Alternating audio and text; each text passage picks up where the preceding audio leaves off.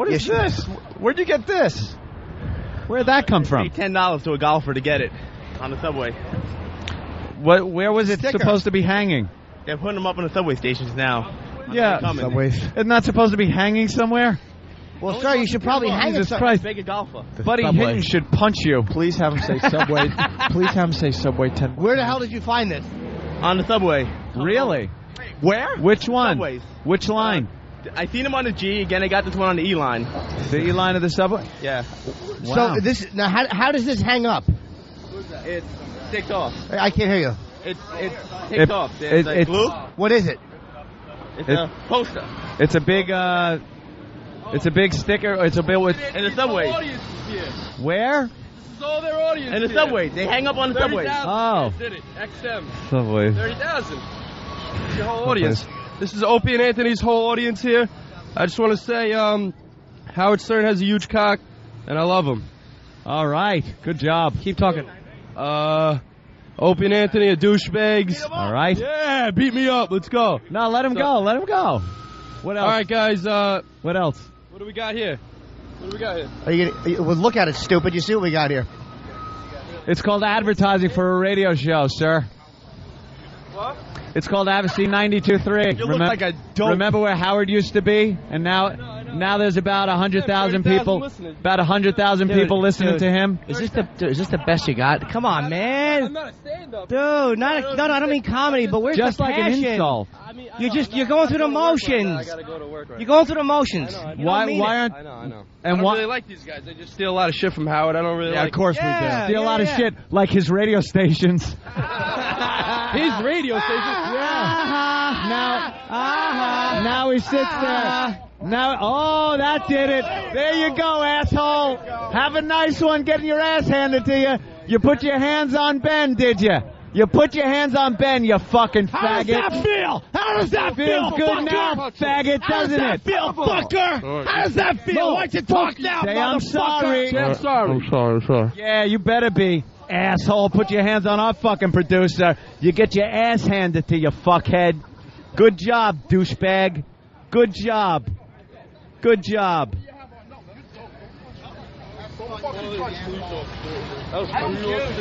That's good, but you should never. Oh. He spit on my fucking back. You should never attack anyone. This guy just spit on me. You should never. Who spit on you? Nobody spit on you, He didn't stupid. spit at you. No one spit on you. Asshole, you want to be a You tough grabbed guy. the producer. This is being a tough guy. You grabbed our I was producer. stating my opinion. That's all I You was grabbed like, our you are- producer, asshole. I'm not trying nothing. But There's I'm fucking serious. video of it. You grabbed our producer and pushed him against the wall, you fucking asshole. After he spit That's on what me, you there's did. video He of that didn't too, so- spit on. He didn't spit on. He can't even work up his saliva with all the cocaine he does. Do you have any weapons? No, are you crazy? Okay, I let you up. You give me one problem, you're going down.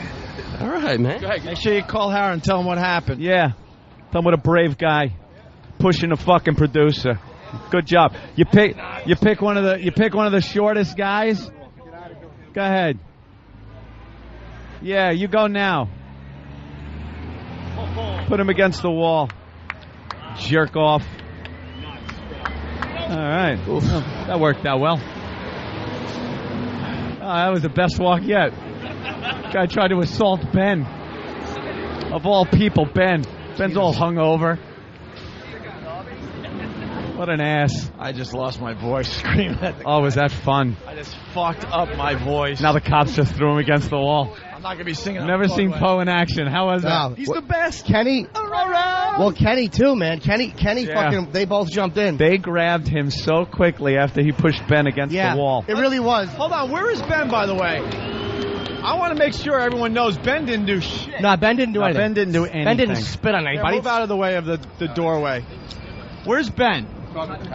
Oh, he's talking to the cops? Ben's talking to the cops. So what? How he said Ben spit on No, his Ben did back. not. But the thing is, they were face to face. How could Ben spit on him when they're face to face? Nobody spit on the dude. No one believe spit me. on him. He took Ben by the shoulders and threw him against one of the walls of the building, and that's when Kenny and Poe that guy was immobilized in seconds. In a fraction of a second, he was immobilized, apologizing. Yeah, I mean, that was, he did put his hands on Ben, and nobody was going to stop him from talking. It's like, stupid I yap. love that he was talking. He was burying himself. It was funny to watch him running out of steam. Hey, you Howard. I got to go to work. He realized it was a real bad idea. He thought he was going to be all tough, and then he was so intimidated it wasn't even funny. This all your fans? He wanted to rip up that poster, but he didn't have the balls he certainly to do did. It. He kept looking at it, eyeing it, trying to figure out what the move was. He certainly wanted to rip that one up and try to run or something. Oh, what an ass. That guy looked like an ass on every level. Yeah, he really verbally, was a physically, everything just didn't work out for him. I think he better rethink any plan he has in the future to do something like that. Yeah. He got ripped apart verbally. He wasn't able to verbally spar with anybody. And then when he pushed poor Ben. Ben's hungover today. Let's just be truthful. Yeah. Ben went out drinking last night. He's not at his best. And he gets thrown against the wall by some asshole. God, but to see Poe work like that. Well, Kenny, I got to say, Kenny jumped in first. Kenny jumped in. Oh, Poe had the guy on the ground in one of those hoist Gracie holds. Dude, I felt bad for the guy couldn't fucking move. He couldn't move if he wanted to. Kenny and Poe have finally bonded, by the way. Oh, my God. You bonded a little ass-kicking. They bonded finally. There's been this weird tension between those two. I don't think anymore, man. You see how you understand how badly they can really hurt you if there's a problem. Oh, that was very impressive to watch. He was so... I'm amazed, again, at how completely immobilized he was. The guy didn't have the power to move a pinky. Yeah. And Poe didn't, really hurt him. No, he held him. Put him down. He put him down. The guy was being violent towards Ben. Fucking Ben. Ben is about 100 feet away from us. All I see is him laughing. He's laughing. Guy pushed me. Don't. Kenny and Poe, dude, it was great. Wow, and then Poe was pretty much telling them, having the guy beg for mercy, man. Yeah, so why would you put your hands on somebody? It's just silly. I like when he goes, I'm going to let you up. If you try anything, you're going down again. And the guy's like, all right. It was just funny watching him. I enjoyed watching him verbally run out of steam. Oh, and I fucking... all right, let's go inside. So did Kenny's giving the sign, get inside immediately. All right. Down here and all that. Hairdo. Well, you guys saw a great walk today, I'll tell you that much. Maybe the last walk. I think I know how these things end. And what, Kenny, everything all right? All right, thanks, guys. Disappear. Kenny's telling the listeners to disappear. Disappear. Well, what a walk that was. Well, that's exactly what XM has been worried about since we started the walk. And it's all because of Stephen Lynch and his Broadway show that just makes violence. Spit on that guy. All right, the second half of the O&A show starts in moments. All right. Best walkover ever. That was a good walkover. Video going to be online. What video? Wow. What video? That was some walkover. What video? Pandemonium, ladies and gentlemen. Dude, I totally missed it. I didn't have a mic, so I was joking to him. And he goes, yeah, you can just walk ahead. So I leave you guys, everything's cool, and then I get off the elevator, and the second I walk into the XM studio, all I hear over the thing is, you fucking faggot! You fucking douchebag! Yeah, well, where was you? Where was you? I was looking for you guys. No, you wasn't. Where was you guys? I was looking for you. I finally had a front. All right, I'm bored with it. Yeah, that was great. I always just miss it. I was right there. That was, like I said, just watching that kung fu in action. I saw him on the ground. I looked out. Remember we were yelling at the janitor? Yeah. I looked down and I just saw two legs immobilized. But no one spit on him. It was like, you dick. Nobody. No. I wanted to spit my gum in his face. The green tea. Oh, sorry. Go ahead, Steven. I'm sorry. Green tea bottle, like in slow motion, crashed to the sidewalk. That was unbelievable, man. I feel so alive today. I feel so alive. What a tool. And as much as that sucks for that douchebag to get thrown down like that, you know how badly he could have gotten a beating? How fucking savagely he could have been beaten and raped by all of us? Just a bunch of men teaching one man a lesson. Wow. Make a fan out of him yet. Let's go to Kevin in Buffalo. We'll start with Kevin. Kevin, what's up? Hey, I just want to tell you boys that if Howard's one listener would have been listening to Stern on a Friday he doesn't work, none of this would have ever happened. See? Yeah, I guess he's a little pissed off that Howard's not working Fridays anymore, so he has to get into our shit.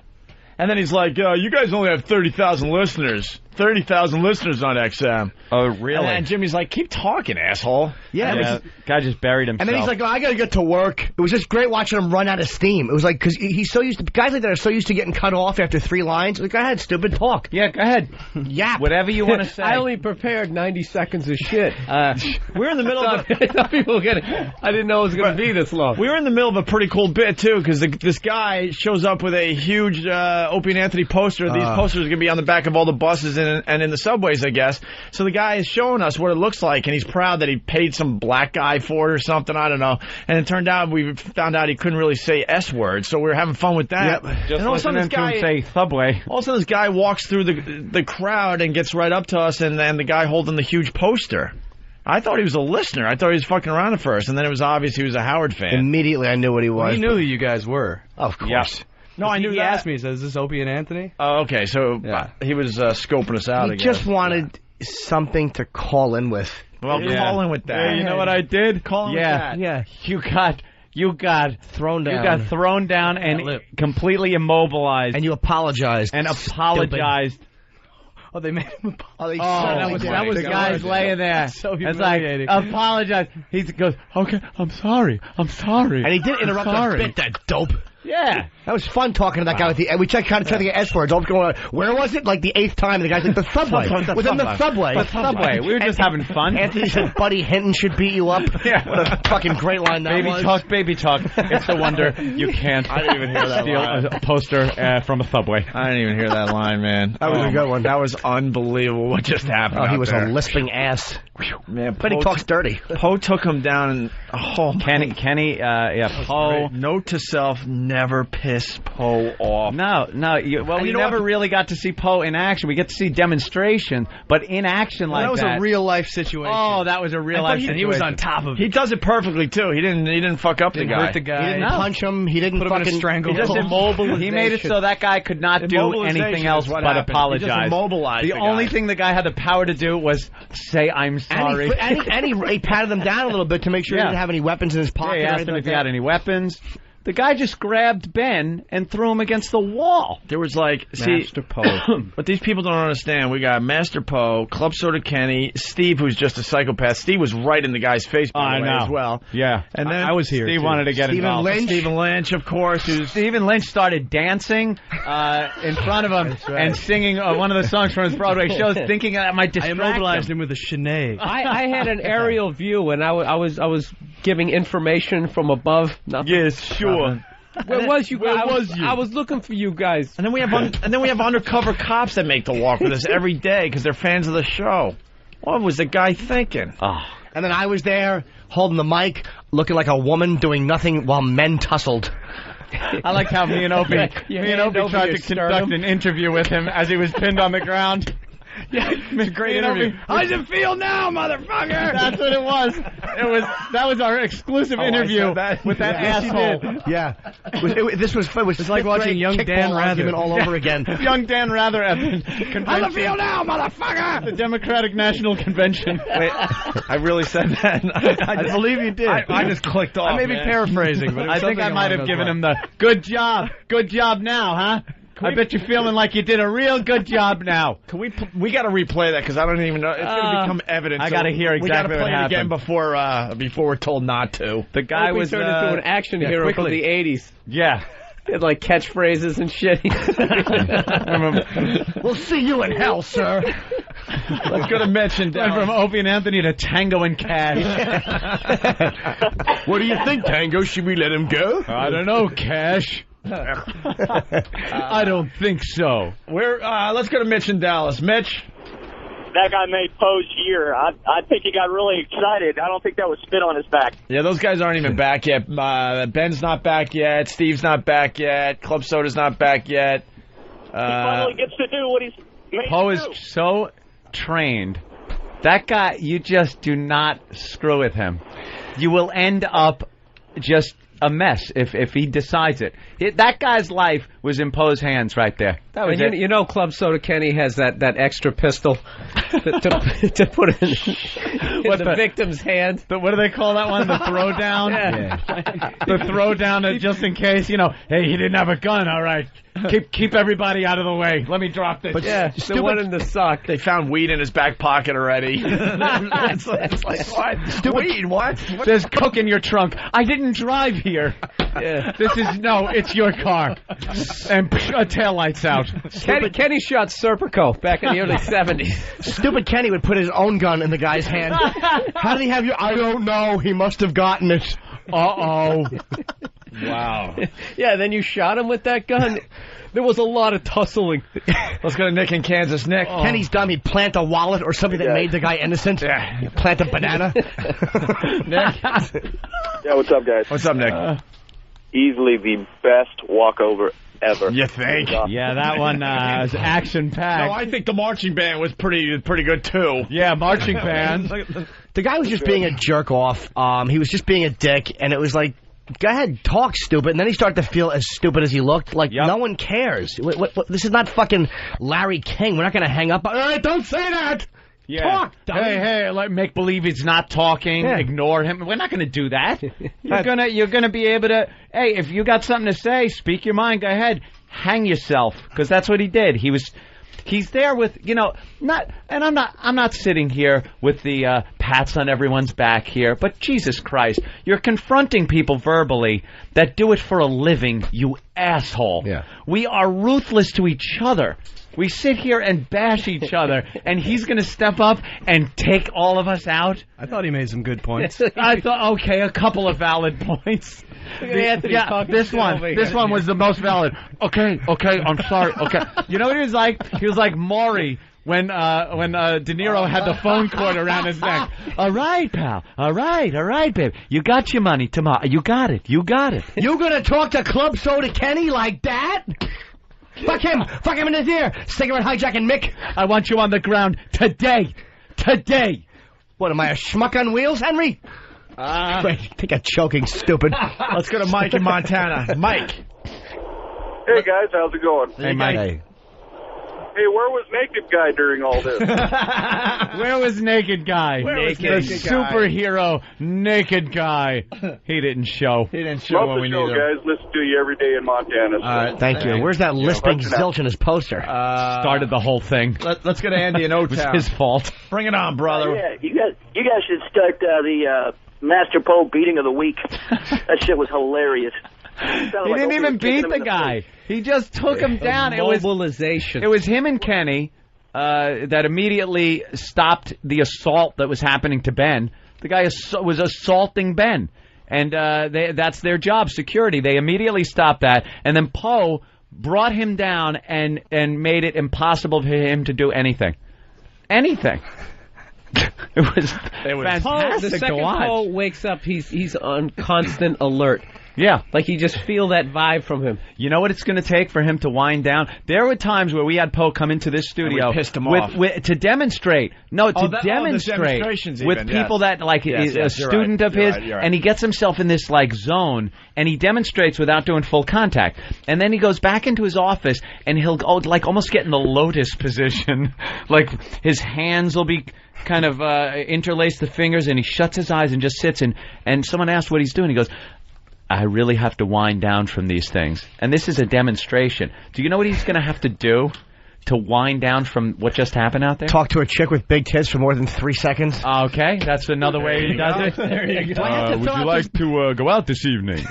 I'll tell you how I disabled a man.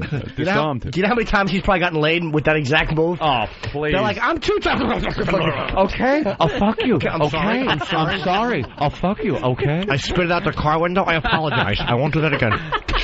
Figure foreskin, what's up?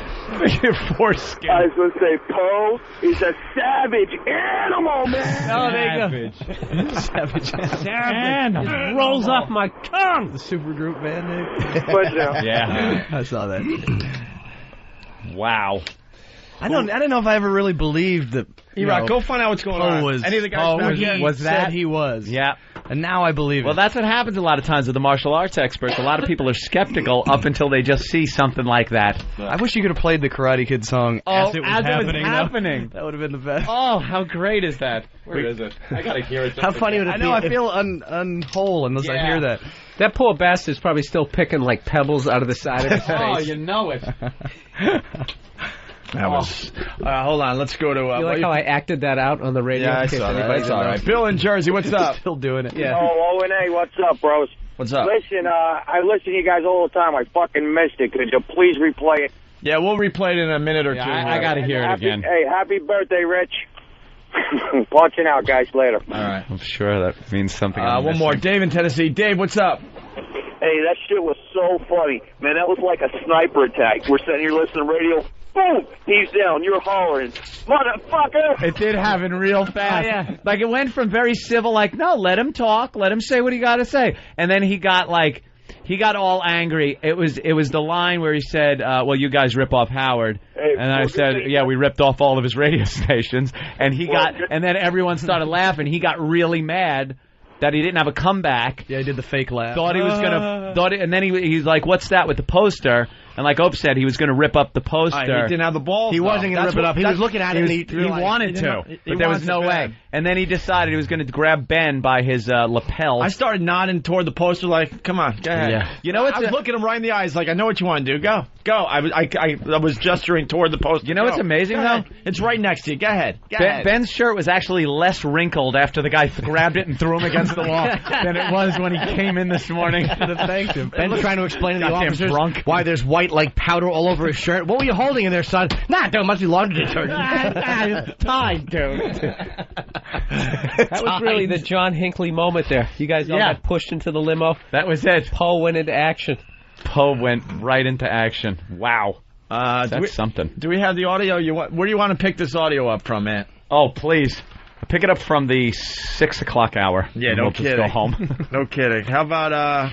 Pick it up right from the moment I decided to walk away and miss it. Yeah, and miss the whole thing. Because that's when everything happened. Pick it up as we're walking up the street and we see the guy with the big poster.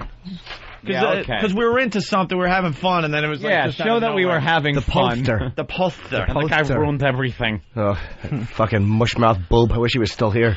So just in case you missed it, you're just tuning in, well, there's a little problem. I actually walked away when the guy was making the illegal three-point turn, and that was the energy, and I was just like, okay. You thought that was going to be it. They're yelling at people in traffic. Yeah. This doesn't feel like a day where something's going to happen. I think I'll mosey on upstairs. You moseyed, see? Dan missed the whole will thing. help you out, Ann. You're still looking for that, I think? Yeah, I just, it never fails. I can't find shit. What are you looking for? I was just looking for the Poe theme. Oh, there it is. Thank you. Right where it says Poe. All right. You inspire me when you come in is what it is. Still no. Where's Steve? Get Steve in here. Okay. This is what I wanted to hear. How great is this? Just Poe lays him out. Okay, I'm sorry. Okay, no, I don't have weapons. He went into the crane position.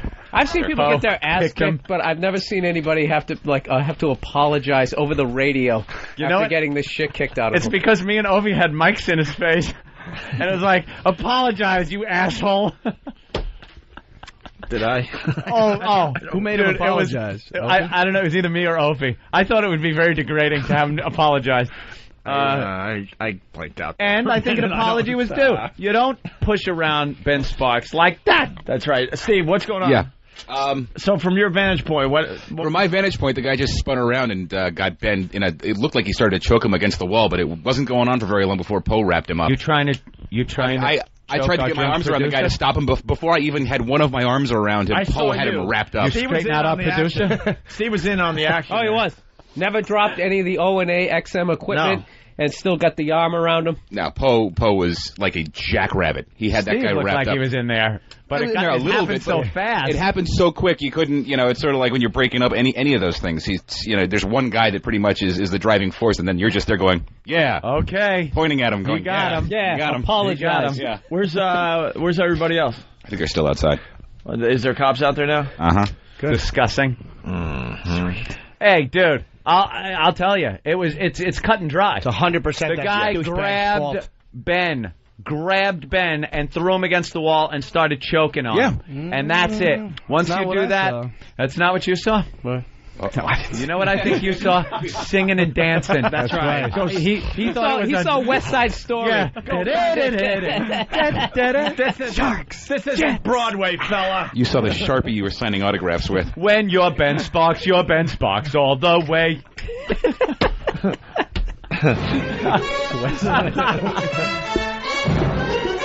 They got Ben! Dancing down the street. That dude just twitching. It's a new dance, new Broadway dance. Is him the herc jerk. Riff! Yeah, how come it never works like this with a musical soundtrack? Exactly what happened. Unbelievable. Still going on, though. The drama continues. What? They're just talking. If the guy, you can see outside the window? Yeah, the guy's standing there. He's kind of rubbing his neck. Sure he is. He's standing. He's fine. He's going to leave a mark. He'll make a big deal out of it. But you know what, douchebag? You shot your mouth off. You were getting embarrassed because nobody gave a fuck. Yep. And then for whatever reason, you got set off. And fucking you threw Ben up against the wall. And you got smacked. Yep. Take it. Shut your fucking face. Take it. He martyred himself for the stern cause. Yeah. Oh, look at that. A martyr. Like Howie gives a shit. He's gonna love me for this one. Oh boy, he's gonna call up. This will be his call. Yeah, Howard. Yeah, you're on the air. Yeah, yesterday, O&A were doing the walk, and I could click. Wait. All right, let's move on to something else, Wait, is Robin. this guy calling Howard in the Hamptons because he's not even working today? Oh, that's true. He doesn't work Fridays because he cares that much about what he does. Dude, Friday, like over there, click. All right, let's move on to other things. Let me tell you who I saw in the Hamptons. When I was out there, let me tell you what happened. Me and Beth. Like the guy thinks it's going to be a big thing. Well, it might be a big thing, actually. Well, yeah, but not his phone call. Yeah, you know, we'll see what happens. I don't think the media listens to the show. It should be okay. Hey, you want to listen back to the audio? I want to hear this. Yes. I want to hear this. So I think this is where we're walking, and we come upon the guy with the big Opie and Anthony poster that's going to be on the back of the buses here in New York. What is this? Where'd you get this? Where'd that come from? $10 to a golfer to get it on the subway. Where was it supposed to be hanging? They're putting them up on the subway stations now. Yeah, subways. It's not supposed to be hanging somewhere? Well, sir, you should probably hang Jesus it. Christ. Make a golfer. Buddy Hinton should punch you. Please have him say subway. Please have him say subway 10. Where the hell did you find this? On the subway. Really? Jimmy jumped Where? right in. Which one? Subways. Which line? I seen him on the G. Again, I got this one on the E line. The E line of the subway? Yeah. Wow. So this now, how does this hang up? It takes off. I can't hear you. It takes off. There's like glue. What is it? It's a poster. It's a big it's a big sticker. It's a bit with In the subway. where? Okay. Now see, we're having fun. Back up a little. We're having fun with the guy. And then this guy walks up and says that this was all the people that were there were all of our listeners. Opie and Anthony's whole audience. Yeah, whole audience is here. We get it. We get it. Do you know, our audience is so much huger than Howard's audience. Yeah. It's ridiculous. Yeah. So lighten up, Francis. Yeah. Yeah. Lighten up, whole Francis. audience. And you Shut homos up. chokes me out. And I kill you. I kill you. It takes off. I can't hear you. It takes off. There's like glue. What is it? It's a poster. It's a big it's a big sticker. It's a bit with In the subway. where? all their audience. And the subway. They hang up on the subway. Oh. Did it. XM. Subway. 30,000. Your whole audience.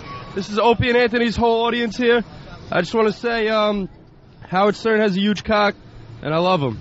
All right. Good job. Keep Howard's talking. huge cock. Opie and Anthony are douchebags. All right. Yeah, beat me up. Let's go. No, let him go. Let him go. Oops. What else? All right, guys. What else? Savage listeners. What do we got here? Are you gonna, well, look at it, stupid. You see what we He's got? looking at the poster, but he doesn't have the balls to It's go called for it. advertising for a radio show, sir. What? It's called ABC 92.3. You look like a dope. Remember where Howard used to be? And now there's about 100,000 people. listeners. About 100,000 people listening to him. Is this the best you got? Come on, man. I'm not a stand-up. Dude, no, I don't mean comedy, but where's Just the like passion? an insult. You're going through the motions. I gotta go to work right You're going through the motions. Why aren't? I know. And I don't why? really like these guys. They just steal a lot of shit from Howard. I don't really like of course we do. Steal a lot of shit, like his radio stations. His radio station. Now he sits there. Now, oh, that did it. There you go, asshole. Have a nice one getting your ass handed to you. You put your hands on Ben, did you? You put your hands on Ben, you fucking faggot. How does that feel? How does that feel? Feels good fucker? now, faggot, doesn't How it? does that feel, fucker? How does that feel? Why don't you talk now, Say I'm sorry. Say I'm sorry. I'm sorry. Yeah, you better be, asshole. Put your hands on our fucking producer. You get your ass handed to you, fuckhead. Good job, douchebag. Oh, Jesus. Can that please be like one of your sound clips? I'm sorry. Would you? Can you play after that? Opie, what happened to you? Opie lost his mind. Opie's like, yeah, you know, whatever. Say what you got to say. And then 2 seconds later, how the fuck does that feel? That was great. Apologize. I'm sorry. I'm sorry. That's what it sounds like when half your mouth is buried in a sidewalk. Yep. That's exactly what it sounds like. Wow. I looked at it from up here. Did you ever play Grand Theft Auto? You know when you had the aerial view of beating somebody with the bat? That's what it looked like. It was Master Poe. Ass. Oh yeah, when you drove through the Italian neighborhood, that's what he looked like. You remember that? You could never get through the mob part, and they'd shoot you with the shotgun. That's what Poe looked like. Well, we got a little more to add to this. Okay, let's go back. That's good, but you should never spit on my fucking back. You should never attack anyone. This guy just spit on me. You should never attack. Who spit on you? Nobody spit on you, He stupid. didn't spit at you. No one spit on you. Asshole, you want to be a You tough grabbed guy. the producer. This is being a tough guy. You grabbed our I was producer. reading my opinion. That's all I You was grabbed doing. our You are producer, asshole. I'm not trying nothing. Mike. There's I'm fucking serious. video of it. You grabbed our producer and pushed him against the wall, you fucking asshole. After he spit That's on what me, you there's did. video He of that didn't too, so- spit on you. He didn't spit on you. He can't even work up to saliva with all the cocaine he does. No, are you crazy? Okay. I let you up. You give me one problem, you're going down. All right, man. Go ahead. See, call him out and tell him what happened. Yeah. Tell him what a brave guy. There you go. Wow. I say you guys won that round. Let's go to Johnny on Long That Island. was hysterical. Johnny. Hey, what's going on, guys? I just want to tell you how scripted the show sounded today. Script. Yeah. Yeah, that guy was guys. All right. that guy was a plant. A plant. Yeah, people are discussing if this show's scripted. Let's go to Mike in Pittsburgh. Mike. Hey, boys, I'm wondering if Ben didn't start this. Did he threaten to punch his teeth down his throat? Yeah, you know, Ben's been known to threaten people. Ben's been threatening people lately, so. Hey, thanks, Mike. Yeah, on Tuesday. Oh, wait, he didn't do his line right. Go ahead. I think right before Poe took him down, I think I heard him talk about how much money he made. It upset Ben. What is this? I don't get this joke. Bobby in Florida. I'm not sure what you're getting at here. Go ahead. Yeah, I was on the 3rd floor, and prior to this all happening, I saw little Jimmy, the marshmallow tit little zilch, give this guy $20 in an 8x10 glossy of Ben. Nothing. All right. Oh, you'll get something. Sir, Poe should pin you down on the ground. You should have told that joke over Hiroshima. Fucking. And he tripped over marshmallow. Yeah, he really couldn't. Is that an Oswald reference of some sort? I don't know. I think he's gone. I think he's trying to say that you gave him a dossier, money, and let's go to Mad Medic. Mad Medic, what's up? Hey, I was just wondering, does this guy now qualify for 72 virgins? Yeah, he martyred himself for the cause. Craig in Arizona. Craig. Hey, guys, what's up? What's up? Oh, that was impressive. Number one, Anthony kind of was maintaining, but Opie, you had that adrenaline falsetto kicking in your voice when you were yelling at that guy. I love to hear Opie yelling again, because that was really the best part of the whole thing. I fucked up my voice bad. Yeah, that was really... He went Mariah Carey on that. He went up like 7 different octaves up.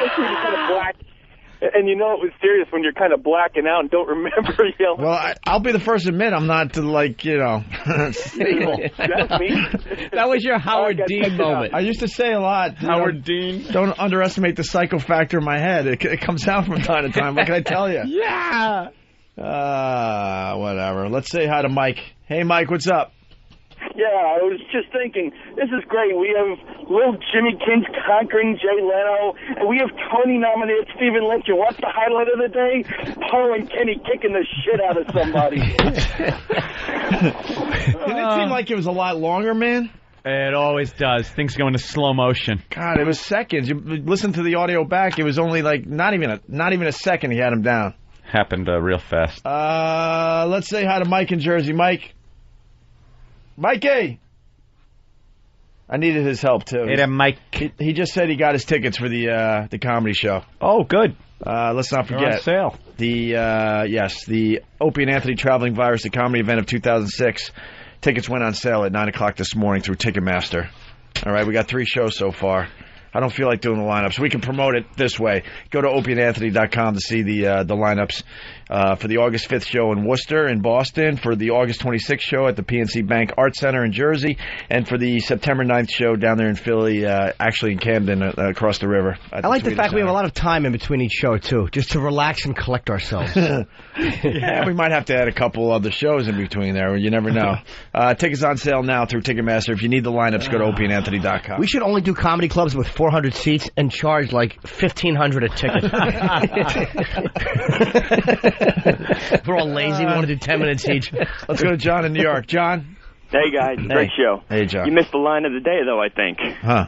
You could have told the kid to go get his fucking shine box. Oh. Well, we show him a poster right away. He's getting fucking fresh. Fucking fresh. None of us What's up, boys? Paul want to teach that kid some manners. Yeah, teach his kid some fucking manners. He don't mean no disrespect. Can we go to break with that audio one more time? Yeah, I gotta hear that. Gotta hear it. I can already say before the end of the show, what did I learn today? Yeah. Never walk away during the fucking walk. No. Honestly, there was nobody out there. I can't believe I fucking missed it. Yeah, we'll do it from the guy with the list. You're gonna love that. I was right there, love that too. up close.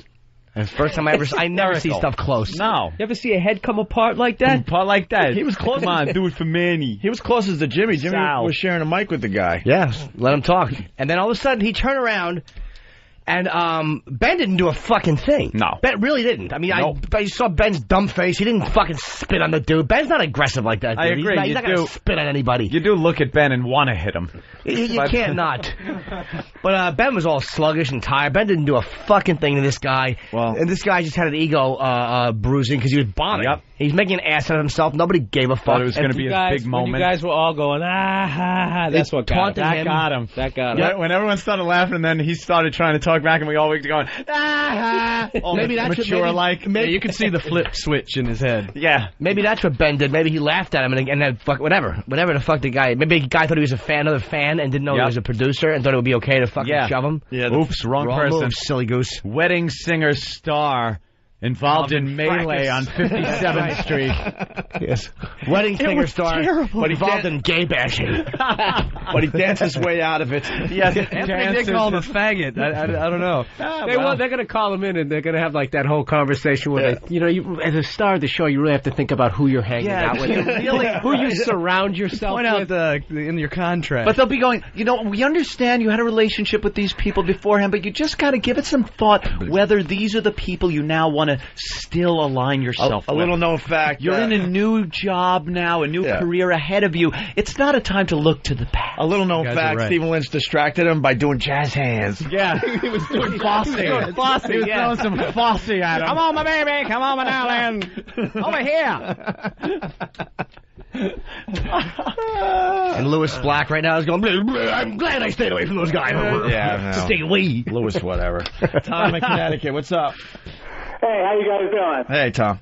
Hey, you got to make a ringtone out of that punk fan. I'm sorry. The I'm sorry is hysterical. The best part. It is the best part. It's one of the greatest. And I know what XM's going to do. We want to continue doing the walk. I'm telling you right now. Oh, and by the way, you may have heard the end of the walk. No, absolutely not. We're not stopping the walk.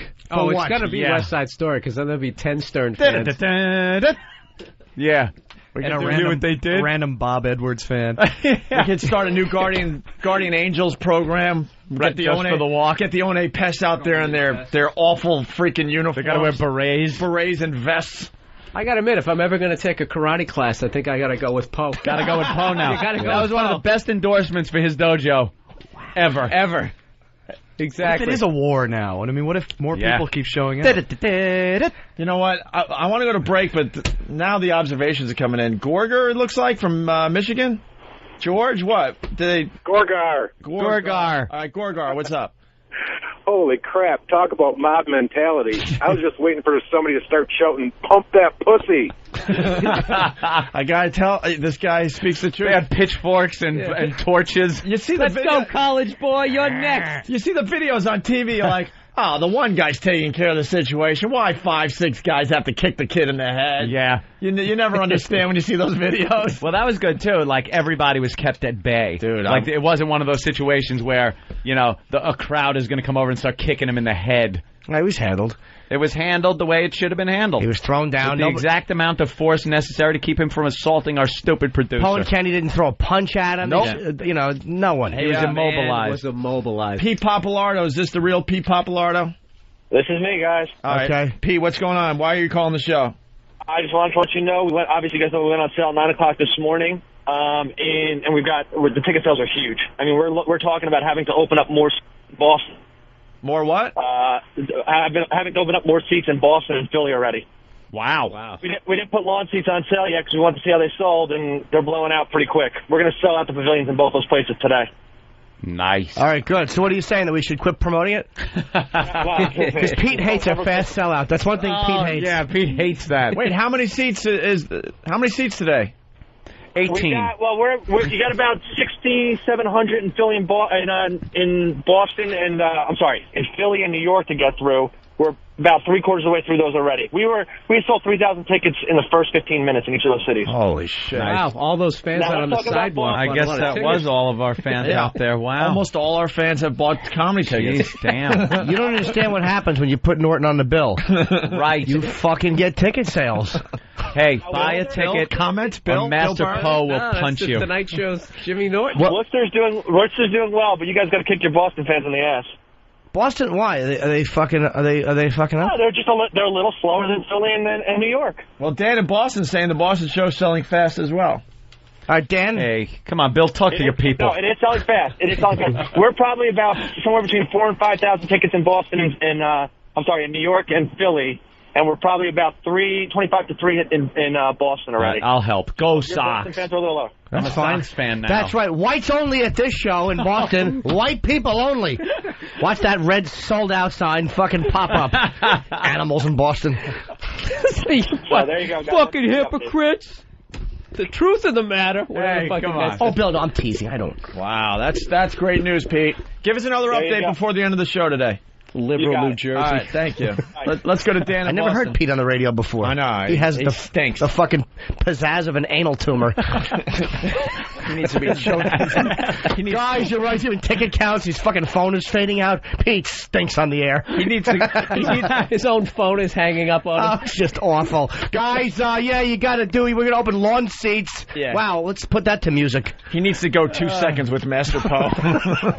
The next time Pete calls his radio show, I hope Poe chokes him. Yeah, let's go to Chris in West He has to Virginia. apologize. I'm sorry for calling in. Chris, what's up? Hey, what's up, boys? Hey. Hey, me and my buddies got tickets for the Philly show. Did you? We're going to make a weekend out of it. We're going to go to the Philly show and then end up in Atlantic City. Awesome, man. Oh, cool. Thanks. Have fun. Yeah, good luck. Philly. I hear there's something that you can't hear in the tape, but you got to listen real closely. After he apologizes, he goes, more importantly. Yeah, trying to get out of it. Let's go to Joe in Chicago. Joe. What's that from? Oh, you were out in Hollywood with your friends. Kate and I were talking. An inside joke. Kate. Joe. How you doing, boys?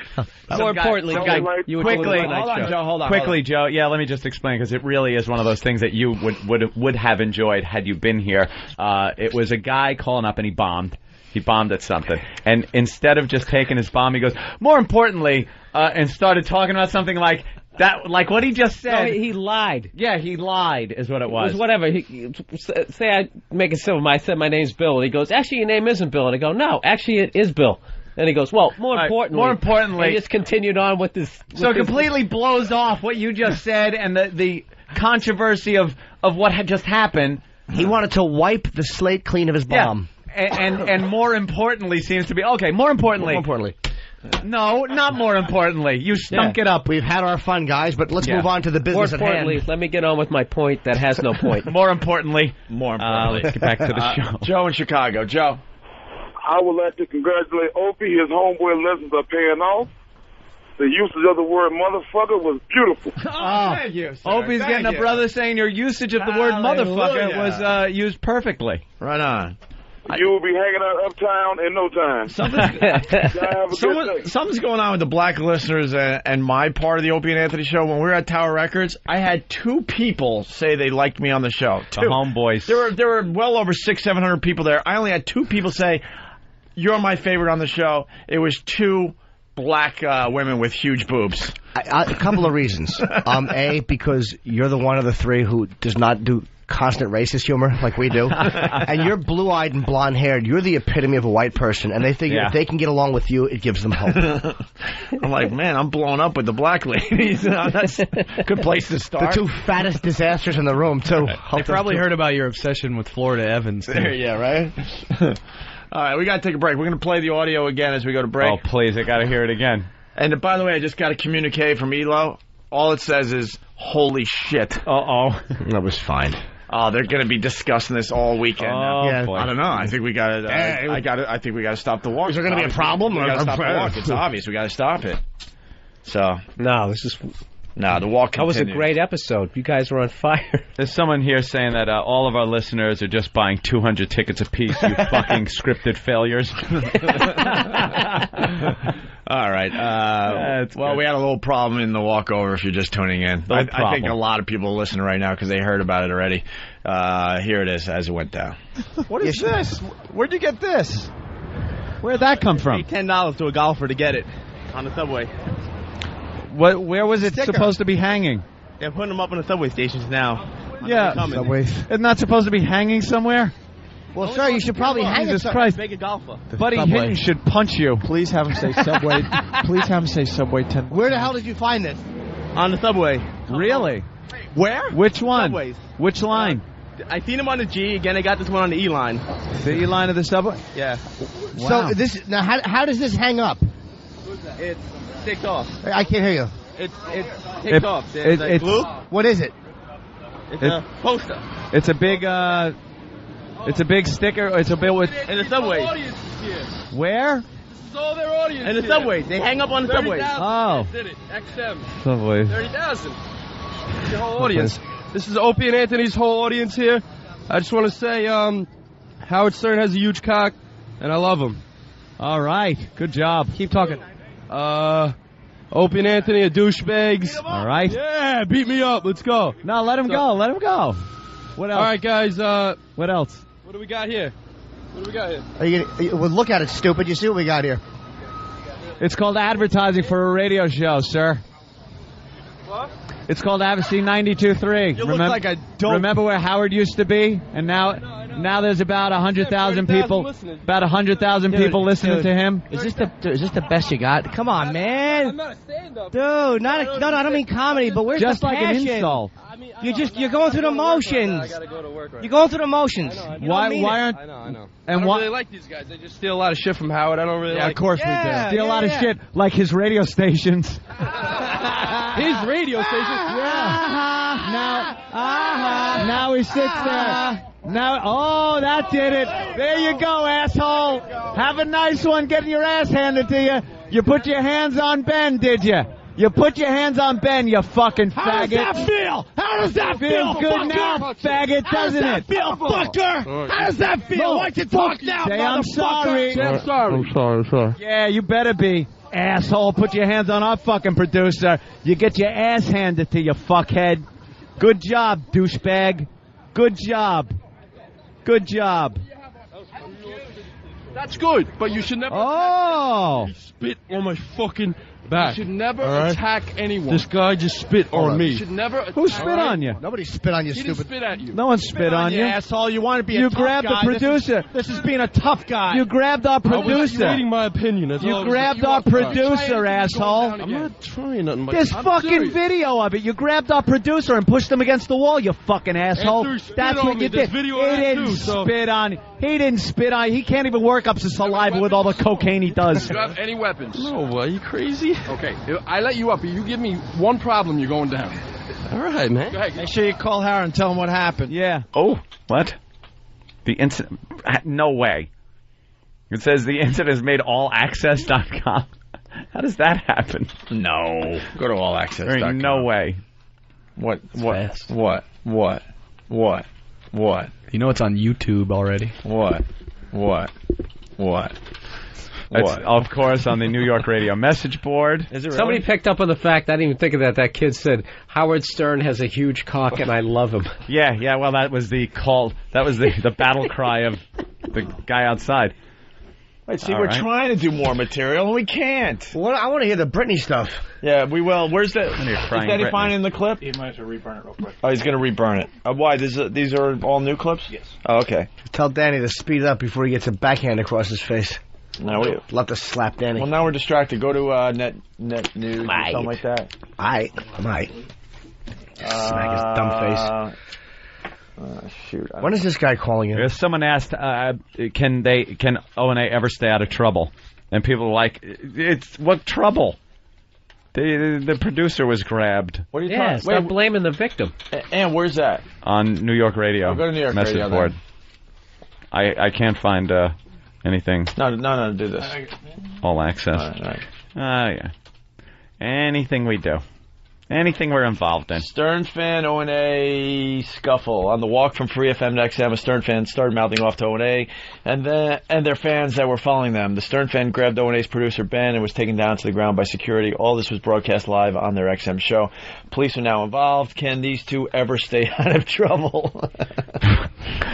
These two handled themselves very well, as did the fucking security and everybody else. No Right. one stomped the guy. Well, imagine if that was Hot 97, he would have had fucking, his teeth would have been kicked out, he would have been shot. No kidding.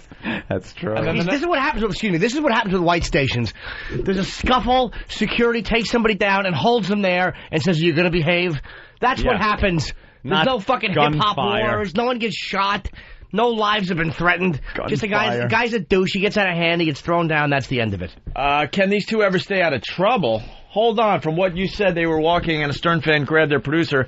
So how is that their fault or them being in trouble? It seems like the Stern fan is the one who caused the incident from what you wrote.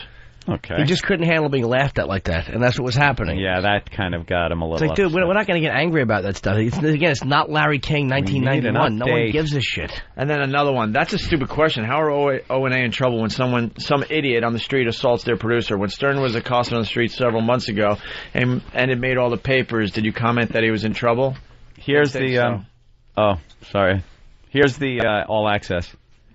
Howard Stern fan allegedly, they used the words allegedly and stuff, allegedly grabbed and pushed Opie and Anthony executive producer Ben Sparks against the wall during O&A's daily Walkover Friday between the show's FM and XM studios. The fan, who initially was permitted to say pro-Stern, anti-O&A comments on the air, but ran out of things to say, claimed that Sparks spat on him. A claim denied by Sparks and O&A, who noted that the incident was caught on tape. The Stern fan was subdued by security guard Master Poe. Anthony Cumia's comments on Poe, you do not screw with him. And comic policeman security guard John Clubsoda Kenny Fetter. Get out of here. That's what it says. While Opie stuck the microphone in the man's face and profanely demanded and received an apology.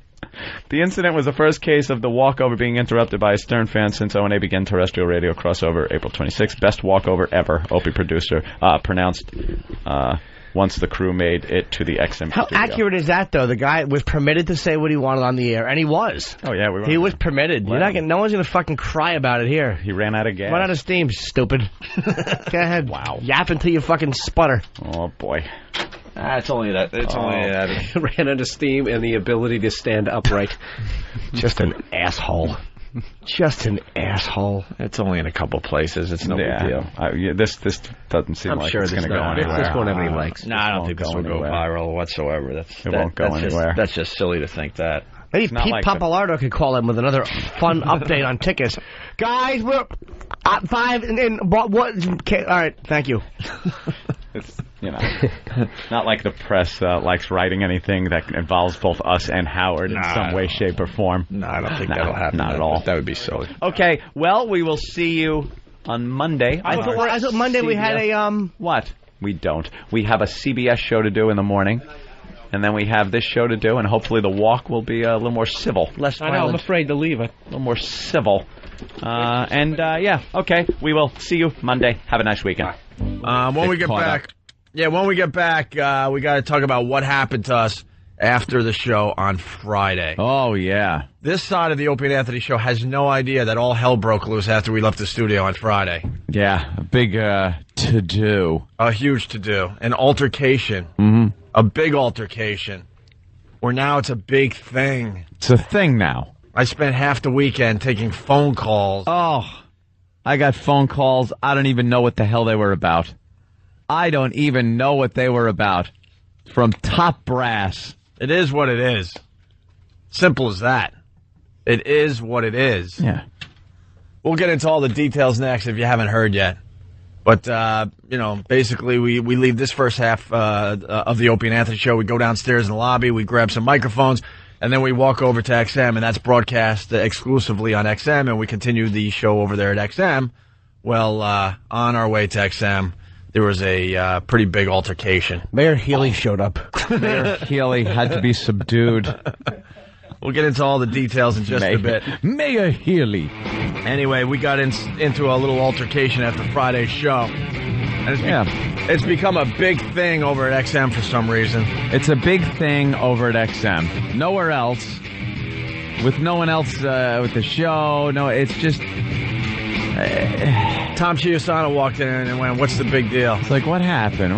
What's the big deal? One of those days, huh? There was an altercation. You got people around you to take care of that, and they took care of the situation. What's the big deal? Remedied the problem. Oh, man. I wish Tom was next to me all weekend, getting phone calls and text messages and emails sent to the BlackBerry.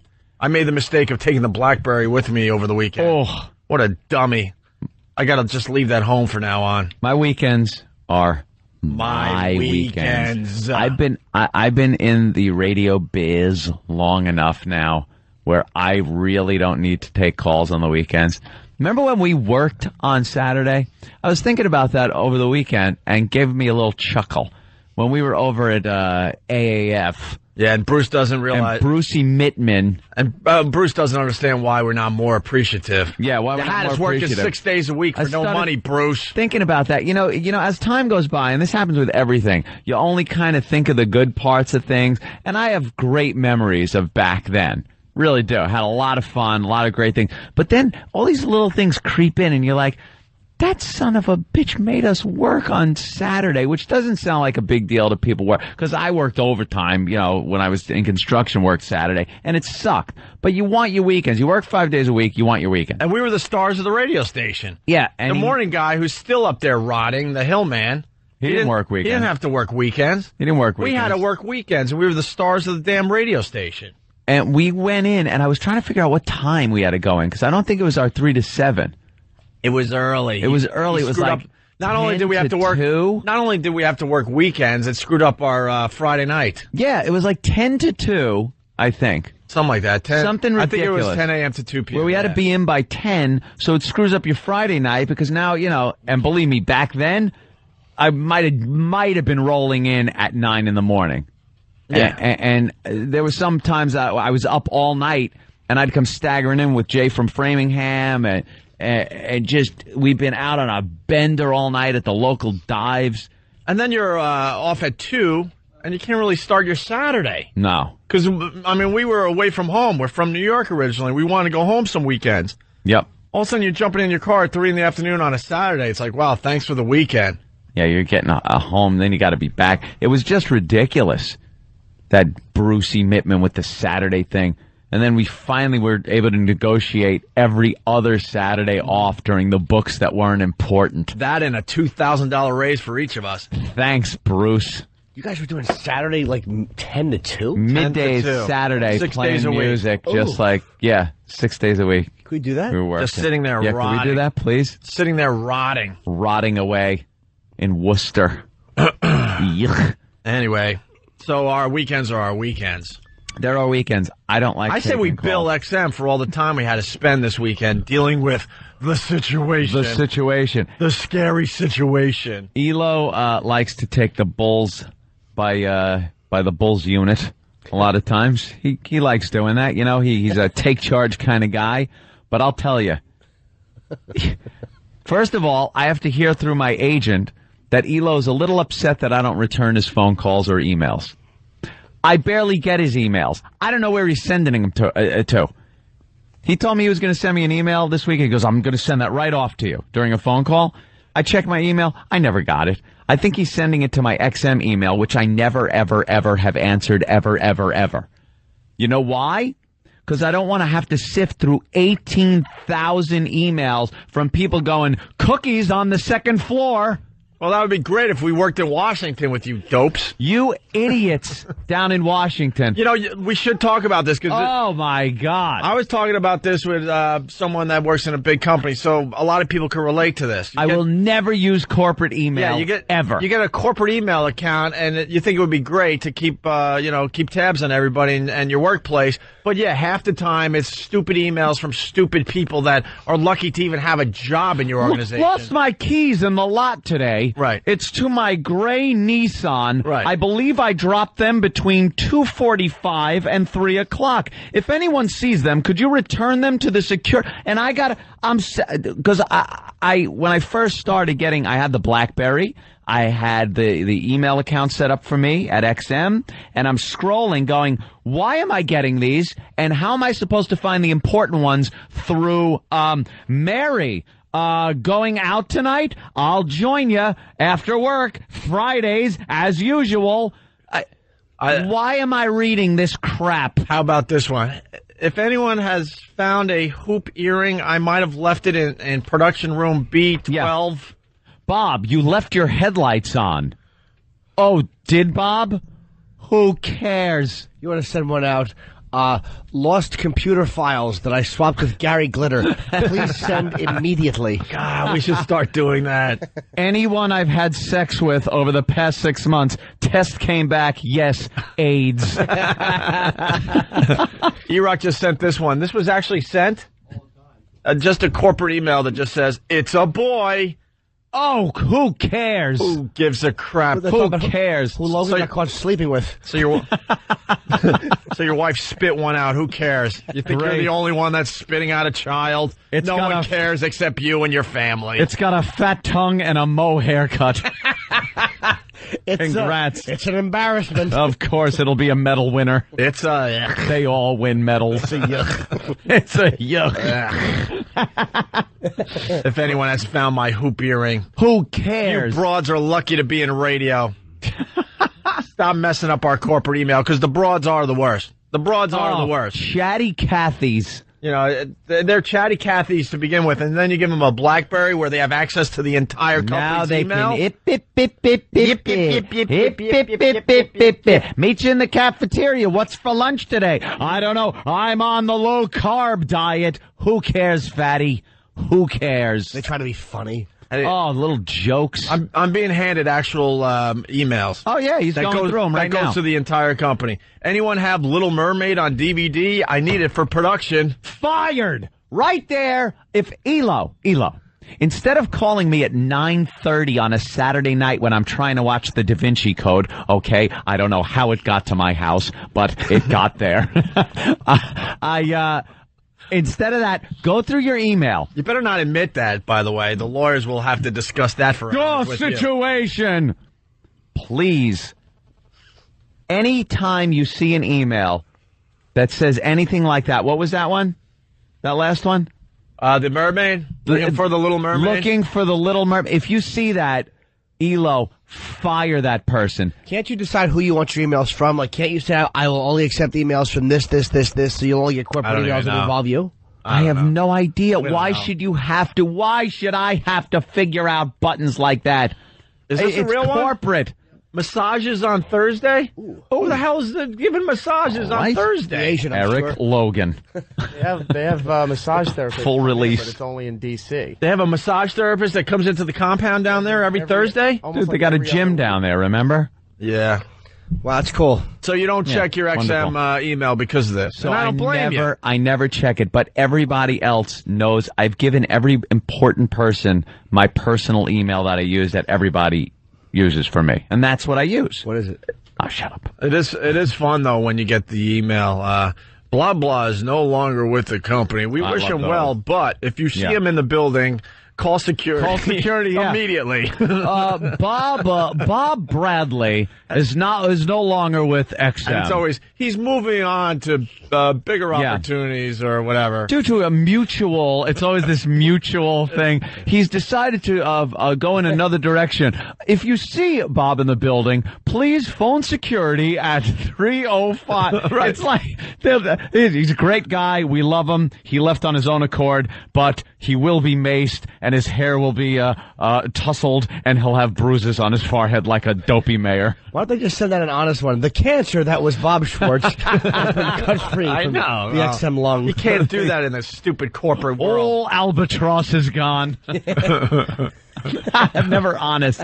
Just a bunch of corporate BS all the time. Mr. Suggestions belong in a baby diaper has finally been sent packing. Good riddance. So if you see him, say good riddance to bad rubbish. So does he have your private email or what? I don't know. Sometimes I get emails from him. Yeah.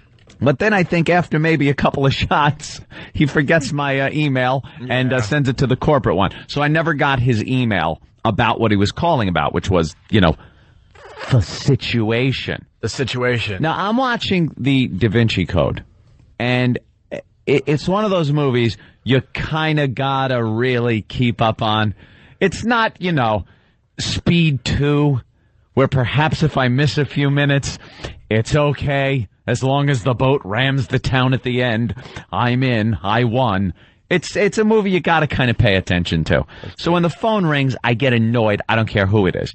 I gotta pause it, and now you kind of get out of the whole continuity of what's going on. You got to rewind and rewatch and figure out what they're saying. And it's Elo on a Saturday at 9:30 from Georgia. I don't know what he's doing. He's down in Georgia. Why is he calling? He's hiding.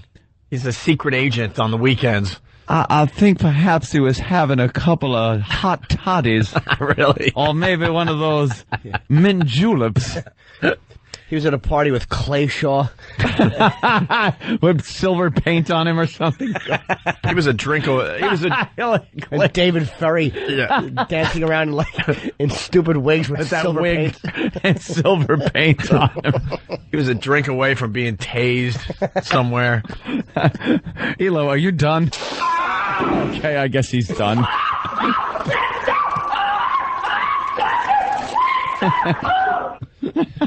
He was actually a Klansman. He goes down to march. No one could see me under the hood. Yeah, so he called me up, and it was always just he was talking about the situation. Was he in the situation room? I think he was in the situation room with Wolf Blitzer. He probably had a huge table in front of him and one of those big pointy sticks. Dude, pointing at stuff like Hitler with the map. Just where are my generals? See, this is where the situation got out of hand, and we need to do a better job next time this happens. Patting little children on the cheek. I wish I had a whole division of DJs like you. Little Lieberkinds. Whatever they're called. Kinder Nazis. I don't know. So basically, you had to live the Da Vinci Code is what you're getting at. Yeah. You were watching the Da Vinci Code, but then Elo called you, because I know what you're going to say. All of a sudden, you have to now live the Da Vinci Code and figure out the whole puzzle that was the situation. Yeah, because the situation, as it played out, is what it is. And we'll explain it. But Elo, being brass, doesn't want to say anything, which I guess, that's what brass does. It's called plausible deniability. In any situation, the upper echelon always wants plausible deniability, so they can detach themselves from a situation. So as Elo is trying to explain to me the situation, he didn't want to explain in any detail so he can later, if he ever had to, say, I didn't know nothing. So it's like in code. He's talking in this code that I'm trying to watch the Da Vinci Code, and I'm getting, FedEx little boxes with rolly things on it filled with vinegar to disintegrate notes. I'm getting coded messages that I have to write down. I want to reach for the phone and choke him. Do you know what you do? Here's how you stop that. You go, look, dude, I can't hear. Can you speak up? The tape is not getting any of this. Is this being taped? Are you on a cellular phone? I don't know you. Prank caller, prank caller, prank caller. That one. It's just Pulp Fiction. Yeah, very nice. It's just ridiculous. Lance, she's dying on me, Lance. Is this a cell phone? I don't know you. Prank caller. Prank caller, prank caller. Love that one. He comes pulling up on the lawn. Yeah, so that's what I had to deal with over the weekend about the situation. A man with a strange haircut is trying to elevate this situation into something bigger than it should be. What an ass. Oh, I love the man, but Jesus, between Friday and Monday, I must be left to my own devices. I must be. That's it. He's still in, secret agent mode, too, because I gave him a little info. Because over at XM, we have our own channel, so, we replay the show all day long. Yeah, all day long. But because of the situation, they went into Panicky Pete mode.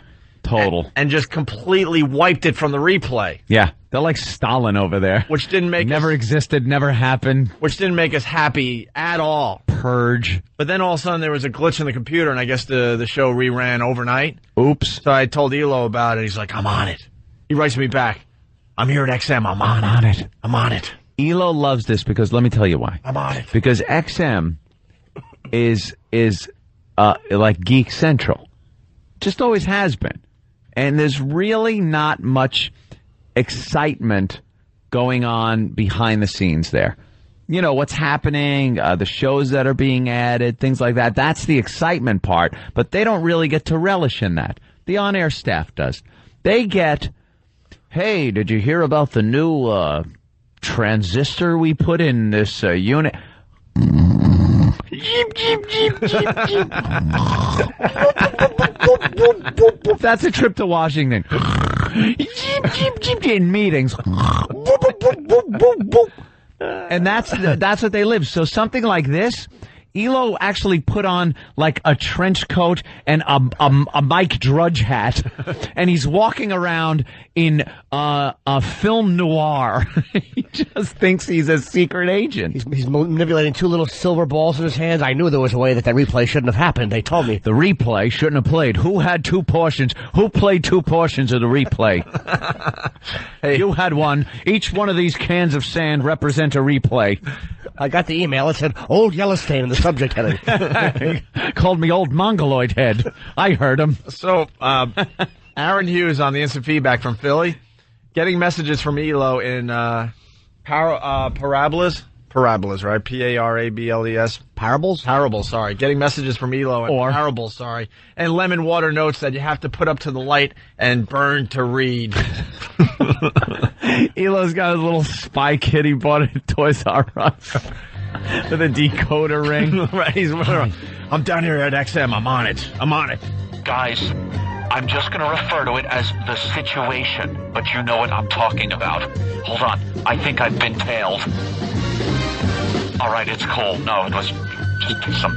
No, it's just a broad down here trying to do production. It's just some women in bitch radio. Sending an email about her hoop earring. I thought she was taking a picture of me with her phone. but she's just sending out an email to corporate about the fact that her little kid just took a whizzy for the first time. Wait a minute, hold on. I gotta go. I think someone's chasing me. I'll call you back later. Hello, Elo? Elo! Elo just bought an Austin Martin. Driving around in an Austin Martin he can't afford. He's writing emails in code. Oh, jeez, I'm on it. I'm on it. I'll get back to you. I'll find out what happened. I'm in Washington. There's been a breach. Oh, my God, there's a breach. We better talk to the lawyers about this one for 5 hours. Stupid lawyers ruining radio across the ball field. There was a day that radio stations had nothing to do with lawyers. No. Every once in a while, there would be a situation. You had to go find one. Yeah. Hey, can you help me out? Give me a little advice. Sure, $100 an hour, blah, blah, this is what you do. Now there's lawyers on the payroll. Anything out of the ordinary, and I mean ordinary, that happens, they feel they have to consult with lawyers. It's tragic. And it goes against what radio is all about. You try to be compelling. You try to create water cooler talk. Try to be spontaneous. You try to create a buzz. But in the lawyer world, creating a buzz is not good. You got to squash every situation because you don't want it to become bigger than it is. Yeah. God forbid it becomes bigger than it is and everyone starts talking about you. Yeah. And talking about the radio station and the show. Hi, it's Elo. Yeah. I believe the person involved is either Martin Landau or Robert Culp. I saw they were guilty on Columbo last night. I just figured I'd throw them in. Wait, hold it. Someone's coming. Oh, it's nobody. Just Strelo. Nobody. It's Don Wicklund. No one important. Okay. Okay, I'm gonna call you at 0700. Wait, what time is that? Is that 7 in the morning or 7 at night? I can never get that straight. 07. Okay. I'll call you at 7 in the morning. Damn it, I wish I knew what those numbers were. Okay, hold on. Someone's coming. I took a phone call from him on the way back from the Jersey Shore going, I cannot believe how serious I have to take this with him. He's a madman. Absolutely. Chris from Houston. Elo is old Agatha Christie. And then Flying Standby writes, was the secret message from Elo, drink more Ovaltine. I couldn't even get it out. That's a good line. I lost in the middle of that. Very good, man. Flying Standby. Yes, Aston Martin. Okay. I said Austin Martin. I'm thinking of Austin Powers. Whatever. He probably drives an Austin Martin. Shut up. Whatever. We all understood.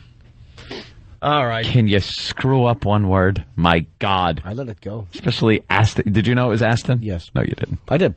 I thought actually Austin Martin we were kidding. Yeah. We all knew, though. Yeah. So what? You humiliated yourself. Getting it. Let's I say. did? Let's say hi to Eli in Brooklyn. Eli. Hey, guys. Actually, I'm in Manhattan. I saw Elo on 57th Street talking into his shoe. He was telling someone a parabole. Chief? That's what he needs. Punch it out. It's Elo, Chief. We have to talk under the cone of silence. Not the cone of silence.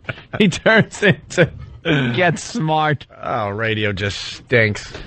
He's having right now down at XM installed a bunch of doors, 20 doors he has to walk through before he goes into a phone booth and drops down an elevator to his office. It's actually simpler than the way they do things now. That's stupid security. Remove all lawyers from radio, please. Let's go back to the old days. They screw up everything. Oh, well, now we have to take a break before we tell everyone what happened. He was just beside himself. He was so, disturbed yet happy he had something exciting to talk about. All right, we'll take a break. When we get back, we'll tell you what happened. Yeah. Finally, we went off on a little tangent there. We got to try to stay on track. So after this show on Friday, in the street, we had a pretty big altercation. And we'll get into all the details next, okay? All right, so let's get right into this. This is how we wanted to start the show, but I don't know, a lot of energy today, so we're going off on some tangents. We get distracted easily. We have the greatest job in radio. We do 2 shows every day, basically. Yep. We're on satellite radio. We're also on regular radio. the first half of the Opie and Anthony show is heard by regular radio and the XM Nation. And then around 10 to 9, 5 to 9, we leave our post here in New York City at Free FM. We go down the lobby. We're handed some wireless mics, and we make the walk to XM. It is affectionately known as the Walkover. The Walkover. We call it the Walkover. And it's broadcast live on XM. Every day. And every day we do something a little different. Some days it's just us walking over there, commenting on people, and nothing really happens. Other days it's pure gold. We get many of the various personalities that are all over the city, and it's fun. And we take a little longer. It's not a thing that's a set amount of time. Sometimes, like I said, very quick. Sometimes we're out there for quite a while if something's happening. All depends. And the thing about it is, it's so unplanned, spontaneous, and off the cuff, you just never know what's going to happen during that walk. Right. And Friday, all hell broke loose, and there was a situation. Basically, and our fans follow us every morning. And by the way, we are walking today. There's a lot of controversy. Will they ever walk again? Will they ever do the walkover again? I'm walking. I'm walking from here to there. Of course we're going to walk again. I already fell off a horse in a stupid cape. Yeah, how else are we going to get there? We're going to get a helicopter from one roof to the other? We're going to be bust like the Dog Day Afternoon escape from the bank. Jail, we're going to come out in a big circle. Of course we're walking today, and then we invite you to join us for the walk like we do every day, okay? So we're walking down the sidewalk. We're broadcasting exclusively to XM at this point, and we come up upon a guy, just a zero. Yeah. Huge fan of the show. You're all right, dude, but you had a weird lisp. We were talking. I blame the guy with the lisp, or we would have kept walking. He was a big fan. He liked the posters that were being put up in the subways. Yeah, here in New York City, Free FM, they're advertising the show. Imagine that. Right out of the box, they're advertising. Nice. On buses. We're on buses. We're on, like, billboard things. We're on... subway platforms. Subways, yeah. And it's our picture, and it says we're back, and it has us with, like, it's kind of wacky, I gotta admit. But it's very subtle. You gotta say that this is subtle. It's not like we're wearing wings and a halo. Oh, it's not as bad as, being in a Boy Scout uniform? Yeah, exactly. That's just ridiculous and stupid, and we'll never do that. It's just pictures of us, and very subtly drawn behind us, kind of. Well, yeah, it was a picture from our photo shoot. Yeah. So we had nothing to do with how they doctored the photo. No. Because other DJs would actually put on halos and wings. And angel wings. Ooh, I want to wear angel wings. That was in post-prod, man. Yeah. They drew in this white halo and little, like, abstract type wings. Very wispy. They don't look like wings. I told Tom that. They look like you're standing in front of two clouds. Yeah. Yeah, they kind of do. Maybe that's what they are. Maybe we're up in heaven. No. I love people that come to you with something and they go, hey, how does it look, guys? And you go, well, it looks like clouds. I don't know. And they still use it. Yeah. Why are you asking? Yeah. Why are you asking if you're not going to change it? It still does the job, though. It says we're back, the radio station, and I don't know, and they're sorry or something like that. Yeah. Is the slogan. It's something like, our bad. So one of our faithful fans was on the walkover on Friday, and he's standing there waiting for us to arrive outside XM, or close to outside XM, and he's got one of the huge posters. Oh, the guy with the poster. Yeah, the poster. Oh, about the pictures also? Again, I got to just yell at XM, because they were their pictures. They were the picture that we took for the XM photo shoot. Right. I had sent over a note saying, can you remove the thing that looks like a mole next to my nose? Because I don't have a mole next to my nose. There's some kind of black dot. Ew, you got a mole? Let me see. I don't have a... Jimmy, look at him. What's going on over there? Anthony Crawford. Shut up. Because there's nothing. Hello, Cindy Crawford. Dude, there is no mole. Are you sure? Yeah. Jimmy, point out one. If we were on XM, I swear I'd be cursing like a son of a... It looks like Richard Gere's back. That's a huge little mole you have there. It's kind of cute. He's actually losing it. I want to kiss his mole.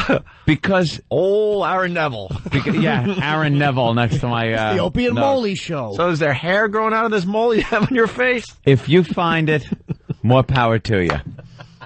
The fact of the matter is there's no mole next to my nose. And I'm sure on the message boards they're not going to start a Photoshop with you with moles. They're going to start huge. Big mole. But the picture that went up on the side of Madison Square Garden, the big banner, and the pictures, I think, I'm not even sure about this, that we signed, the publicity shots, that had been taken out. And I said when we got the proofs back, they go, which pictures do you like? Remember that whole production? Which pictures do you like? We decided on which ones we liked.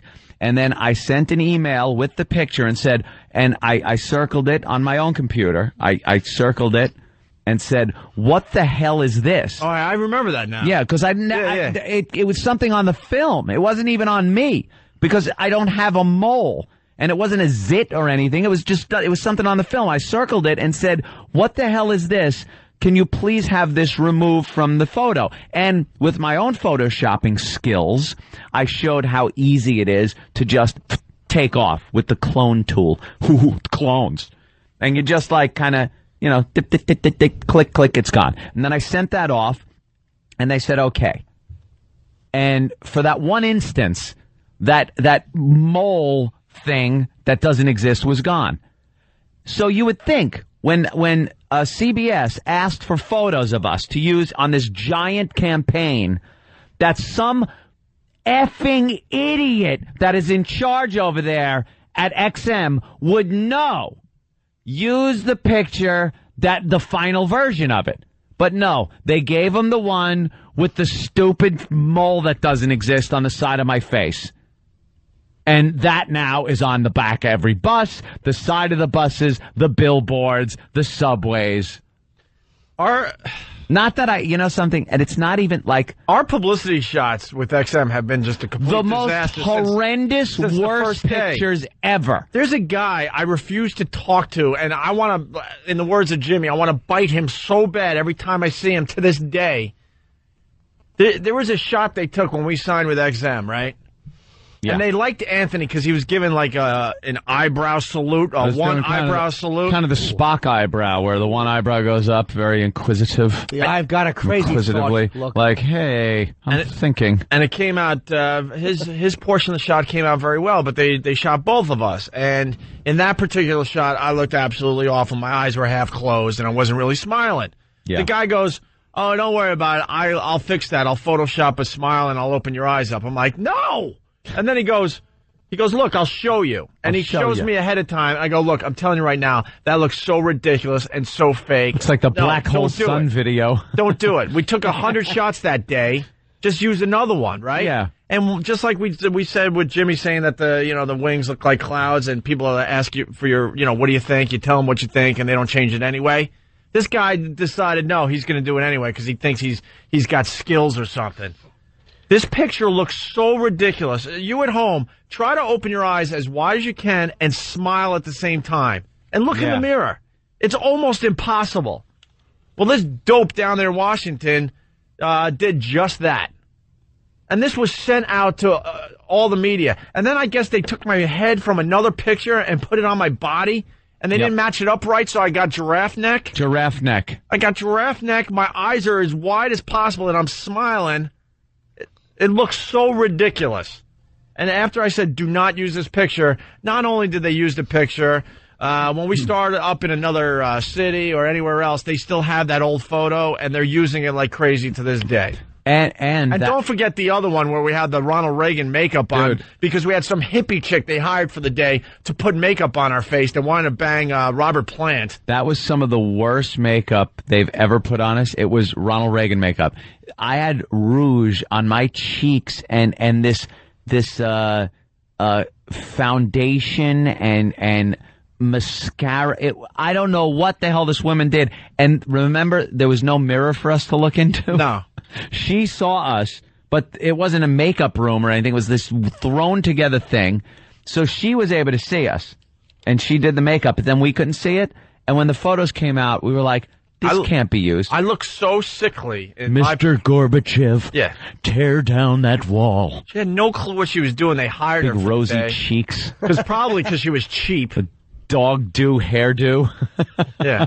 Douches with rosacea. Oh, that's what it looked like. It was horrendous, and it was like pancake makeup, which they use in a lot of photo shoots, but in this case, it was just put on wrong, and then this red crap, and it was just the worst shot ever. They slipped the surly bonds of earth and made up the face of God with bad pancake makeup. Right, and then someone down there. Hello. Someone down Mommy. there, it's their job to look at these pictures, and someone approved and said, yeah, this is good enough to send to the entire universe. They just are awful when it comes to that. I want to see the mole picture. The mole. Look at any one of look at the publicity shot. Go to CBSRadio.com. There you go. Oh, can we mention that here? Go to CBSRadio.com and look at the picture. And I will show you a retouched picture where that flaw in the film is gone. Jimmy's now looking at the picture. Believe me, I know. Jimmy's smiling. Yeah. Let me tell you something. I understand something completely. I don't need 20 emails telling me that I'm Mr. Hollywood star. I know. Believe me. Believe me. How bad is it, Jimmy? I am completely made for radio. I know that. But it doesn't piss me off. It's like, oh, I look better without that.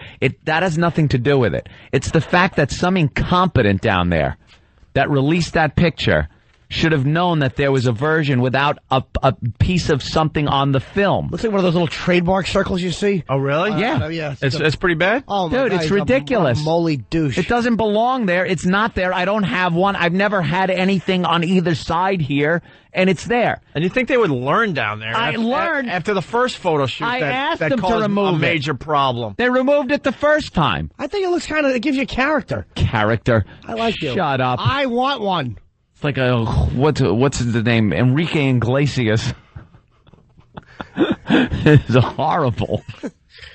Moly. All right. So anyway, getting back to the situation.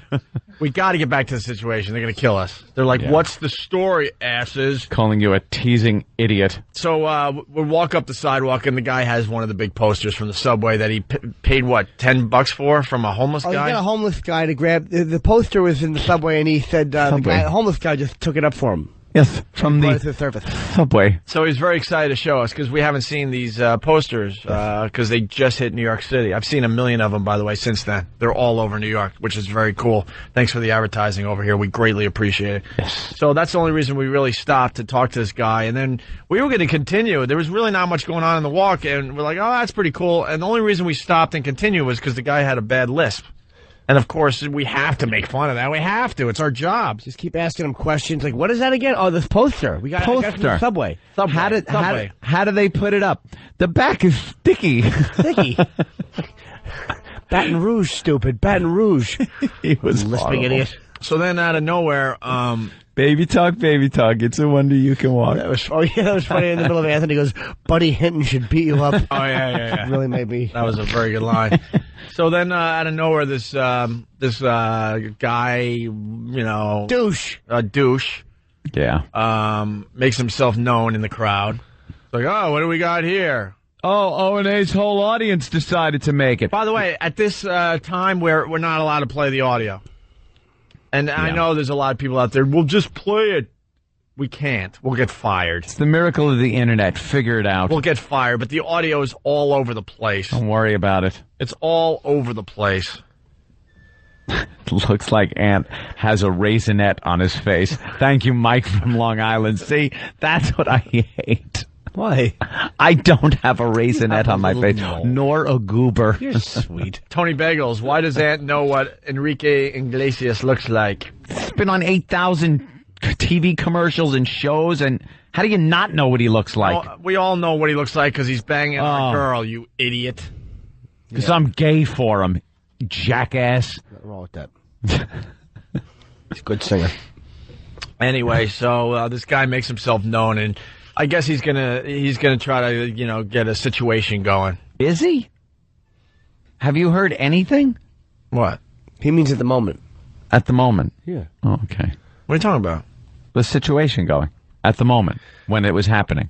Yeah, Opie's saying that the guy was going to get a situation going in the moment, and Ant is going, is he like you mean now? Yeah, he wanted to disrupt our little walkover, which is nearly impossible, unless you mow us down with a car. But please don't. So he comes over with his stupid crew cut, and he starts going, "Hey, audience, One's whole audience is here," which is just such hack material. Hey, whole audience, I hear you guys only had like 30,000 people subscribe. Howard Stern got a big, and I love him. Oh, really? Does he and do you? So I had the mic, and I'm like, all right, go ahead, go. Yeah, now everyone in this situation, let me explain to some of the listeners what it's like. When you have those hardcore Howie fans, they're a breed apart from the people that just enjoyed listening to the show. That's fine, you enjoy listening to the show. You listen to it sometimes, whatever.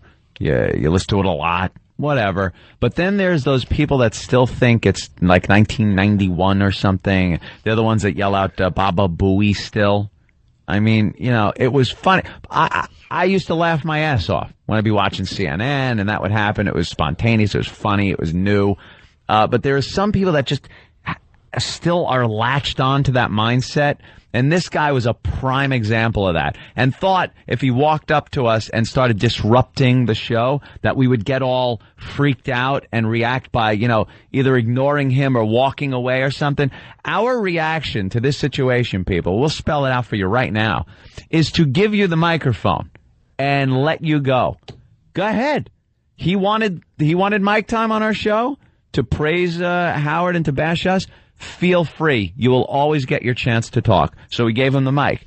He had nothing. What did he say? He's like, he's like, yes, your whole audience and this and that. So I'm like, all right, go ahead and talk. And what did he say? He said something after that. He said O&A are douchebags. O&A are douchebags, and they steal from Howard. And you can hear him gulping. He was starting to sweat. If you listen to the audio, which I heard 1,000,000 times over the weekend, you can hear him gulping because he's like, uh-oh. He lost all confidence. He starts talking a little lower. Like this wasn't a good idea. Uh-oh. And I said to him, is that all you got? Yeah, and then Jimmy just berated him. I was embarrassed for him. It was like, what do you think? This is the Larry King show? We're going to panic and go to break? Stupid? Go ahead, talk. And it wasn't even like you berated him, but it wasn't like yelling or anything. Jimmy was just being very logical and soft-spoken to the guy and saying, like, is that all you have? He goes, and I'm not even talking about comedy, just anything. Because the guy goes, I'm not a comedian. It's like I'm like, dude, it's not about being funny. It's like, you got no passion. You got no passion for it. You don't have the oomph, the gumption you're on mic. Here, we're giving you the forum. You have the floor. Go. And he had nothing. How do you think it was going to, play out? Yeah, that's what went through my head. We're going to just collapse and go, oh, God, you're right. Oh, no. And, like, somebody on the message board, and I can't remember who it was, but you're so right. I think it might have been Norton's Hog. I don't want to give credit to the wrong person, but spelt it out perfectly. He had the whole scenario of what this guy thought was going to happen in his head. How it was going to be, he was going to be a hero, and this was going to be his in, so he was going to be able to be on Howie's show and like be a regular and call in, and this was going to be a gig, and like this whole delusion of grandeur built up in his head, and when it came down to it, to 0 hour, he failed so completely and so miserably that he looked like a fool in front of a live audience that was following us, and to the radio audience. Right. And us. Right. And he said something that he was hoping for a reaction. I started the obnoxious laugh, and then the crowd, started in with him, started laughing really hard. Oh, he said, you guys steal from Howard. I said, yeah, we do. We stole all his radio stations. And everyone started cracking up, and he goes, no, you did. And he tried saying something else, and the crowd just drowned him out with their laughing at him. The obnoxious laugh. At that point, they all did the obnoxious laugh at him. Right. And he apparently seemed to have lost his mind at that point. He said something like, someone spit on me. Yeah. Nobody did. No one spit on you. Yeah, there was no spittle. Stupid. There was no spittle placed on you, sir. Ugh. And when I turned around, I saw him lunged toward our producer, Well, Ben. at this point, he had nothing left, and he was looking like an ass. So you know, he just decided I got to start trouble. I got to do something. So he went after Ben. He went after Ben. He grabbed him or Ben. pushed him or had him by the neck. I saw it happened so fast. Thing, and I saw exactly how this happened. He grabbed Ben with his left hand. He grabbed him by his lapel and kind of slammed him against a wooden wall, like a temporary wall that's built at construction sites, kind of a thing. And then his right hand grabbed him kind of by the front of his shirt, but I saw his arm slipping up where his wrist and forearm was going against Ben's neck. And that's all I saw, because instantly I thought, oh my God, this guy's going to start choking Ben against the wall with his arm. He's giving him a forearm against the neck. That's where it ended. Within a split second, the guy was subdued. Yeah, well, the situation was remedied. Steve and Kenny had the guy, and then Poe came out of nowhere and tied the guy up in a submission hold. I think it's called the Los Angeles submission. What is it called, Kenny? Kenny actually knows the name of the hold that Poe used. That's the famous L.A. choke hold. Oh, it's where you tie up the body. You got your bicep and forearm around his neck, but the guy wasn't being choked out. He obviously was being subdued. He was even in a submission hold. But I've seen that hold done where the guy goes out in a second. Yeah, he was just taken out of the situation. The guy was taken out of the situation. He was being restrained. Restrained. He was able to talk. He wasn't able to move. I've never seen, since Hoist Gracie in The Ultimate Fighting would tie someone up, I've never seen someone in such a position where they could not even scratch with one finger. Here's the bottom line. Nobody knew if he had a weapon. Yeah. If you're stupid enough to try to throw our producer up against the wall, what do you expect? You're going to be subdued. That's what's going to... Bottom line is, I can go into his head. He didn't know that... I don't think he knew Ben was the producer. Thought maybe it was just a listener. He probably thought Ben was a fan, because Ben looks like one of our dumb fans. Just a guy with glasses kind of bumbling around. Yeah. And I think he probably thought he was going to save face by taking out some of his aggression on one of the guys in the crowd that was laughing at him. So he just picked the wrong hombre to throw against the wall. Yeah. And Poe subdued him. Kenny and Steve pushed him back and Poe subdued him, and nobody hurt him. Well, Steve was trying to get him into a cute little bear hug. The whole thing with any kind of... give him a bear hug and hold him. Poe wanted to. He could have pulled your pants down and raped you, stupid. And Poe was logical with him. He goes, do you have any weapons on you? And the guy's like... He asked him the other question. No, I don't. Everybody's laughing at him and yelling at him because that's what he deserved for being a jackass. And he was able to communicate. He was able to talk. Of course there he wasn't was. It wasn't like he was being choked out. There wasn't one of those things going on. The guy was able to talk because apparently I heard, although a little muffled from the concrete, I heard an apology, which was nice. It was nice of him to apologize. And then Poe said, I'm going to let you up. You're not going to give me a reason to put you down again. And the guy said no. So Poe let him up. And he let him up. That was it. And that was it. Nobody stomped him. Nobody jumped on him. Nobody there wasn't any touched him. kicking. And that was it. There was nothing else going on. There was no taunting or anything. It was no big deal. Oh, sorry. Air show crash right behind you. That's a little hard to... That's a little distracting not to look at. Watching a $1 billion piece of machinery just disintegrate. Every summer. Yeah. The air show disaster. Yeah, gotta love it. Yeah, so that was our situation. Yeah. That happened Friday. I may have lost my mind for a couple seconds, maybe. Oh, we both went. Well, now here's what happens. I may have let the psycho factor pop out for a split second or two. Here's what happens that a lot of people don't understand also. We are in the middle of doing a radio show at that point. We can't leave the radio show. The mics are still live. So what you're going to get is what you're going to get. We know we're on the air. We still have our microphones. So when that guy was down, because he was being such a tough guy, when he was in a submission hold, me and Opie decided to maybe remind him that was probably not the best move he could have made, was attacking our executive producer. And we're still doing a show, so we're on the mics. And I wanted to hear what he had to say. So I put the mic to his face. Yeah. And Opie knelt down and gave him a little reminder that perhaps that wasn't the wisest decision. Yeah, I just said, tisk, tisk, young man. Something like tisk, I went, tisk, young man. Someone said my voice went from radio voice to Italian mobster in a split second. And also that I sounded like one of the cast of Clockwork Orange. Put your hands on our Ben, did you? Very well, little brother. Very well. Won't you apologize now? My throat won't allow it. I actually hurt my throat really bad. I think it's close to back to normal today. And this is what I love. And afterwards, the guy's going, I was just expressing my opinion. No one cared that you were expressing your opinion. No. Just don't lie, dude. No. Just admit what happened, man.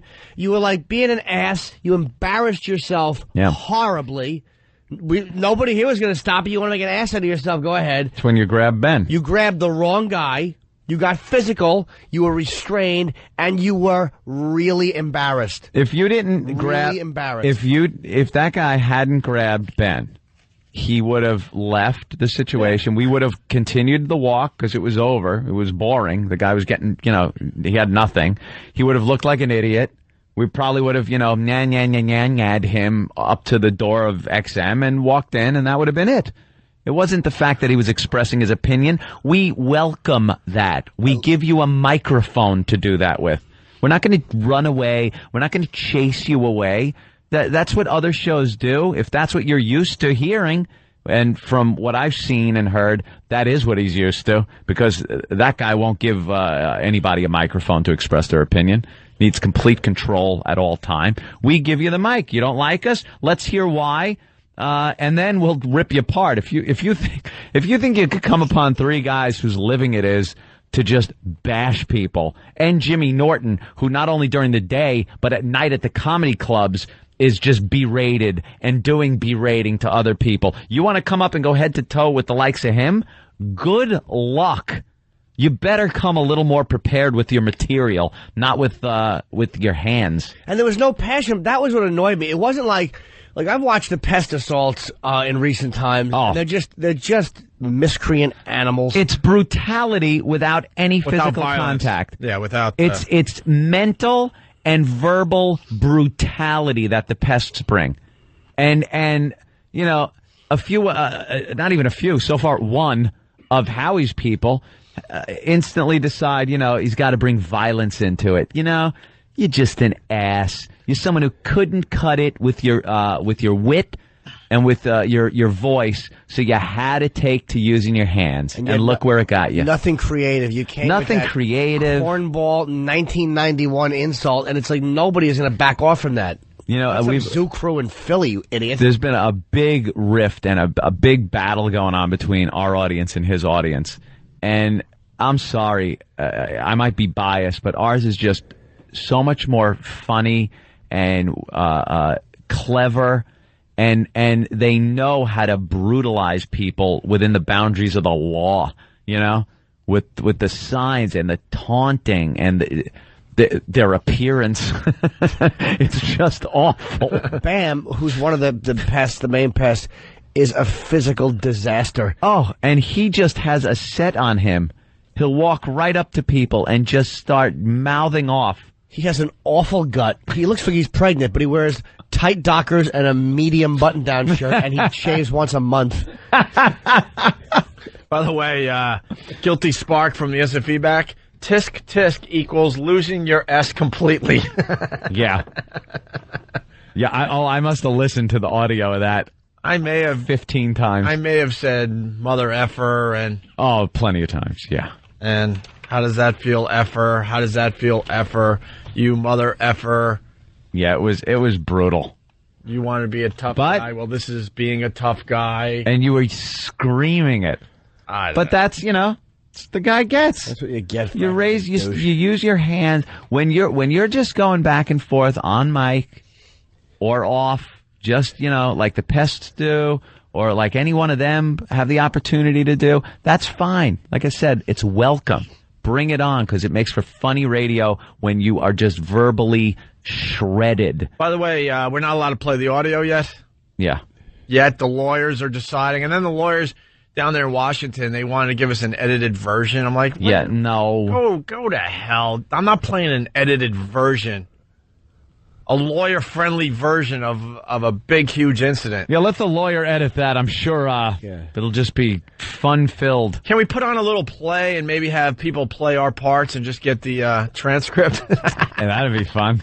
That could be a lot of fun. Get the transcript. The transcript. We could play ourselves. And then we hand out scripts to everybody. No, I want someone else to play me. I want to see if they can really? play me. I want to see if they can play me right.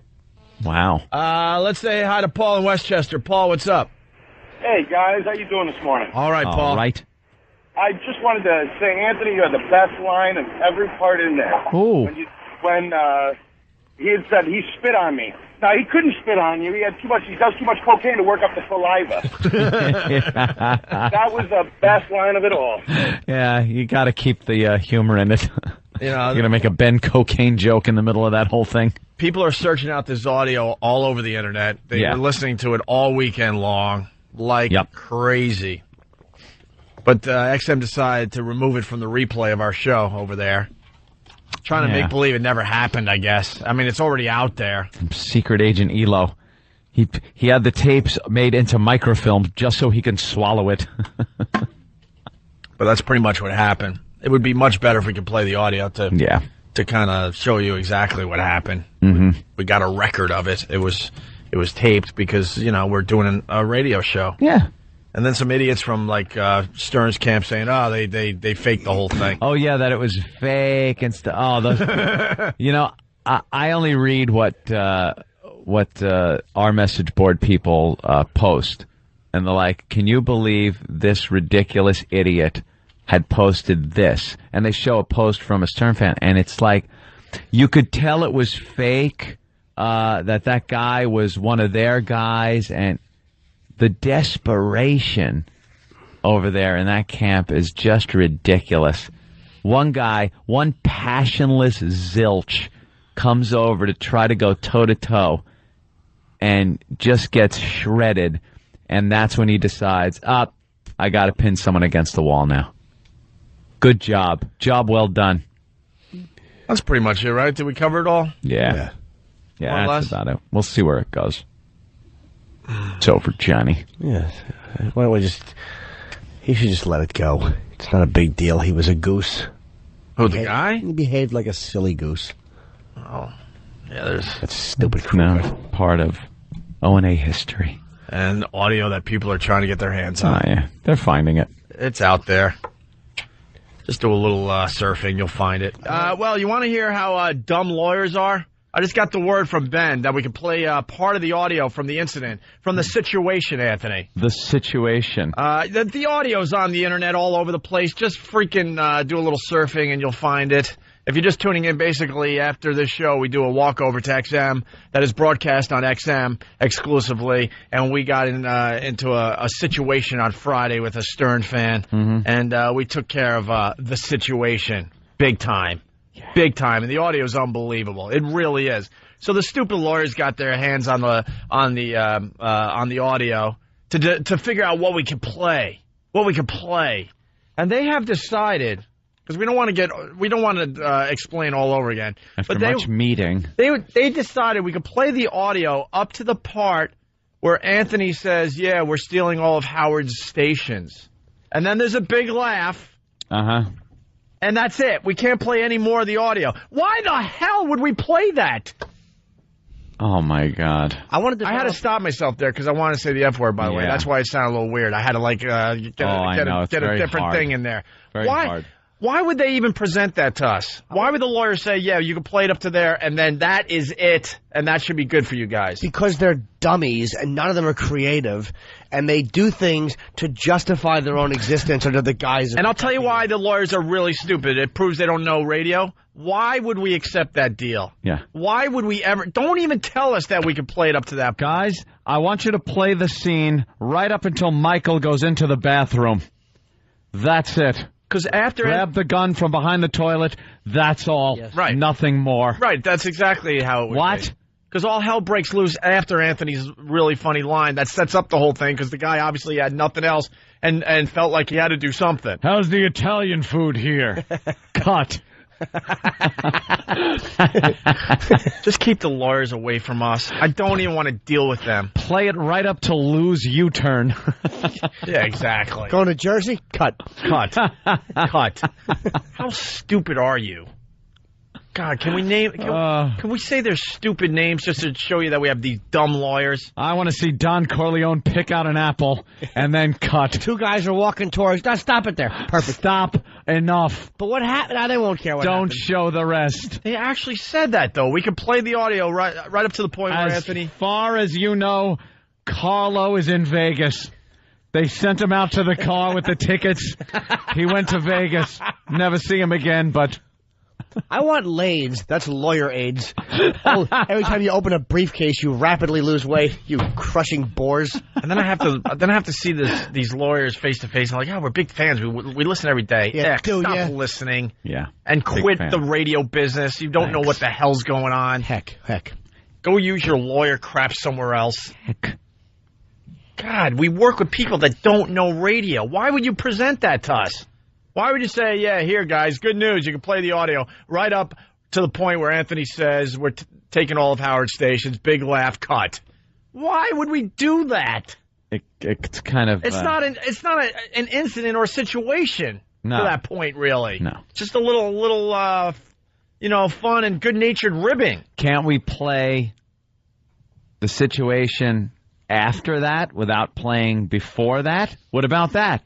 What about we just play the action part? And they wonder why we hate him so much. Because you don't know radio. You don't know radio. You're making it a religious background, but no, you're making it harder for us to succeed in this thing. Oh, because that's real interesting. That's real interesting to play that. We should play it. We should play it up to that point now, just to show you how ridiculous it would sound. Listen, Al, you might have to dump out of this. I don't care. Lawyers are pains in the backside. Oh, hey. Do we have the audio? Because now I want to make the lawyers look silly. Oh, that's what it'll do. That's what it'll do. Do we have it up to that point? And then I'll forget to push stop, and we'll just keep playing it. Let's say hi to Brian in North Carolina. Box. Brian, what's up? Hey, boys. Hey. Sonny pulls up to the toll booth and cut. Yeah, exactly. Cut. Oh, he must have had easy pass. I guess that's the end of the movie. That's it. The gate went up. He drove, went down. Good news, guys. You can play the audio up to this point. Yeah. Hello, Carlo. Great. Thanks. And here you are, President Kennedy's car is making the turn. The motorcade is working its way cut. We'll be back. They must have went on to the Trade Mart and made a speech. Exactly. Here comes the Hindenburg. It's wonderful coming into Lakehurst, New Jersey. It's the mooring lines are coming down, and I have to go. Oh, must have docked, and all the Nazis got off, and everything's fine. Net is high. Net is far. Cut. What goes on? Back to back, and I wish he'd do that. So do I. And a yuck. What goes on in their brains down there? Nothing. It's pure legal mumbo jumbo. You think they actually handed it in to Eric Logan like, good news, look, we've decided. We can play this. And what was the decision making? Go screw. Go jump in a lake. What was the decision making? Like, why did they pick that as the jumping off point? Because they're sitting there with their briefcases. I believe this part here can be played, but if we go now, there's some sort of issue. And then all of a sudden it'll be like, I don't know what's going on with Opie and Anthony. They're not getting as many subs for us as we thought they would. I don't really know why. Because you don't know how to do radio. Get out of our effing way. Ooh. Silly lawyers. The stupid audio's out there already. Do you get it? So we're going to play an edited version. We're going to look like complete asses. Go work for a morning zoo. Yeah, silly lawyers. More your speed. Or hang out with Bob Edwards more. That guy's cool. Hey. Let's say hi to Neil in New Saying York. a bad thing about Bob Edwards. Neil. I love that ghoul. Yeah, all right. Up at this hour anyway. Hold on, this guy's defending lawyers? All Who in right. their right mind would defend a lawyer, ever? Rob. Rob for the defense. That's right. Hey, guys. Well, I'm not so much defending the lawyers, but I love comparing yourselves to, this little bit with a stupid Howard fan. Everyone knows you guys are better anyway. But I love comparing that to The Godfather. I mean, talk about making it extreme. And, obviously the lawyers understand the radio. I mean, they may be idiots. Hold on. I will not accept that. Lawyers are the worst things to happen to radio. Trust me. Yeah, they really don't get Trust it. me. Well, I think Let me tell you a quick little story. Hold on. Let me tell you a quick little story. I was doing radio in Rochester. I was just a nobody, and I was watching what Brother Weeze was doing and learning a lot, okay? And I was like just a part-timer, and there was a GM up there. His name was Pete Coughlin. He ran WCMF in Rochester, okay? And another rock station came to town, and they were kind of owned by these two douchebags called the Velcro Brothers. That was their nickname, okay? They drove identical sports cars, and they had really nice suits, and they were going to set the radio world on fire in Rochester, okay? And they were attempting to take the audience away from WCMF at the time. And there was this bar that all the media went to, and we went there every afternoon after we were done with work to do a little drinking, a little happy hour. And Pete Coughlin would set up shop at this bar and buy drinks for the entire staff or whoever would show up from WCMF, right? And then it was the regulars were there, we're drinking and stuff. The Velcro Brothers are there, and Pete under his teeth is like, those son of a bitches, oh my God, I can't believe they're in this bar, right? So the Velcro Brothers, they buy us shots and they push them over to the bar, right? The bartender's like, shots from the Velcro Brothers, well, whatever their real names were, right? So Pete Coughlin looks at all of us and goes, if any one of you drink that shot, you're fired. You're fired. And then proceeds to go over there with his shot.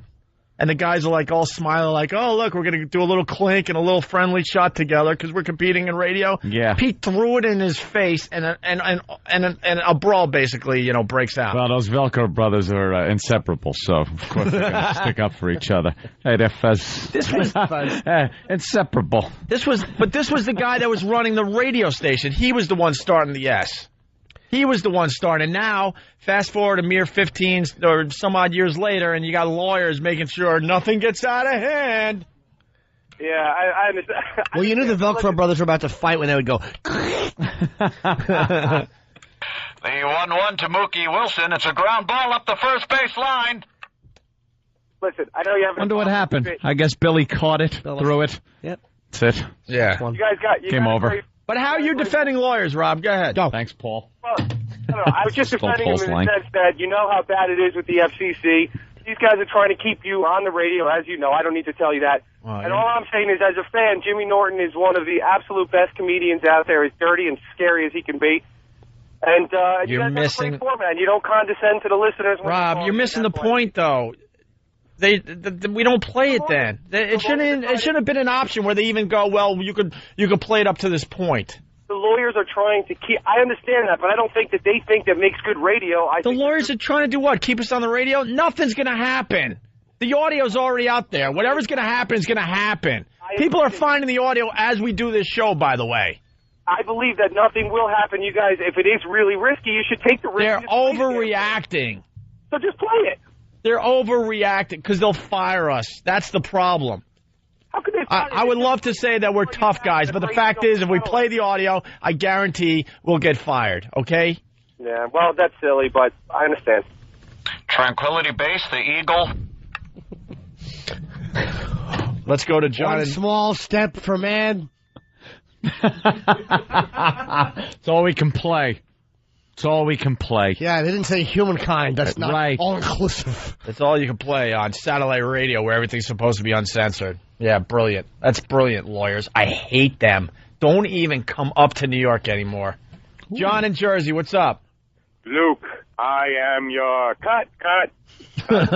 Yeah, exactly. The only thing we have to fear is... Yeah, that speech would have never been made if what do we got to fear? If they had let a lawyer look at the speech first. Let's cut this part out. Lawyers stink. There is some stuff to fear. If we say that and someone fears something, then they're going to say that we said there was only this to fear. There could be a problem, so. Do we got the audio? Because now I gotta play it to make them look stupid. Please. We don't have it. Is E-Rock? No one has it. Why would we have the audio here? Why? It was only one of the biggest things that has happened on our show in the last 2 years. The audio's at XM. Why would we have it here? It's under lock and key. Why wouldn't we have a copy over here? Oh, God. What, of the audio that we can't play? But why wouldn't we have it here just in case? Let me think. Why wouldn't we have it here? Maybe they knew it would be too tempting to throw into the machine. No, it's why? Mike, you asked yesterday. I sent you an email saying you're making sure. You just bring it over. I didn't bring it over. We ain't gonna play some conglomerated, mulatta, mongrel version of that audio. By God. Holy crap, are you kidding me? We're back with the Opie and Anthony show. That's insane. I am losing my mind in front of everybody. What's with the bagpipes? I don't know. What is this? I don't know. I knew it was going to rock eventually, but... This is the Opie and Anthony show, 1-866-313-FREE. Corn? This is corn, right? Oh, okay. Is this new? Am I just an ass? Isn't that a trick question for you? Is this new or am I an ass? Call me an ass. The option C. And I'm reading this. I have no idea. It's Chutes and Ladders, I think. Yeah, okay. All right. I'm annoyed at everybody. I just want to go home. I want to go home. I want to go home. I want to go home. The lawyers are driving me nuts. The people that work for us, I swear to God, are driving me to the point I'm going to go insane. People need to be fired, and it's not a radio bit. Oh, boy. We need to fire people and wake people up. Because I'm hearing behind the scenes, oh, we're underpaid, blah, blah, blah. And then they don't even do the basics, and they want me to go to bat for them to get them more money. Go F yourself. If you think you're underpaid and you work for this show, then go try to find another job that pays you more. And then come back to us with how much more you're going to make, and then we'll decide if it's worth matching that salary. That's how it works. That's how I made more money in this business. That's how Anthony made more money in this business. Enough with the underpaid crap. You're talking the Ron Bennington School of Staffing. That's how Ronnie does it. It's how it's done everywhere. These guys... Ronnie purges his audience. Ronnie purges his staff once every 6 months. Someone's got to go. Twice a year, him and Fez just show with a hazmat suit. That's it. Just wipes everybody out. Hoses down the place. A new crop comes in. But that's how it works in the real world. And these people, they get into little chatter sessions off in corners. Chatter. Yeah, we're all underpaid. Then go find a job that'll pay you more. That's how it works in America. This show has rolled on for many, many years with many, many different players behind the scenes. Now I'm finding out Ben left already because he's paranoid what's going to happen to him on the walk. So he's just left the show. That was ridiculous. He's the executive producer of the show. He's already left. He's already left the fuck. Oh, boy. Oh, boy. It's so hard. It's so hard to not say a naughty. 8:40 already. To say a naughty. Yeah, sometimes it's slow. Ben figured because of what happened Friday, he wasn't going to do the walk with us today. Why? Well, big surprise. He's paranoid. I wonder why. Boy, I wonder why. What could make people paranoid? Who knows? I used to get paranoid sometime in the 80s.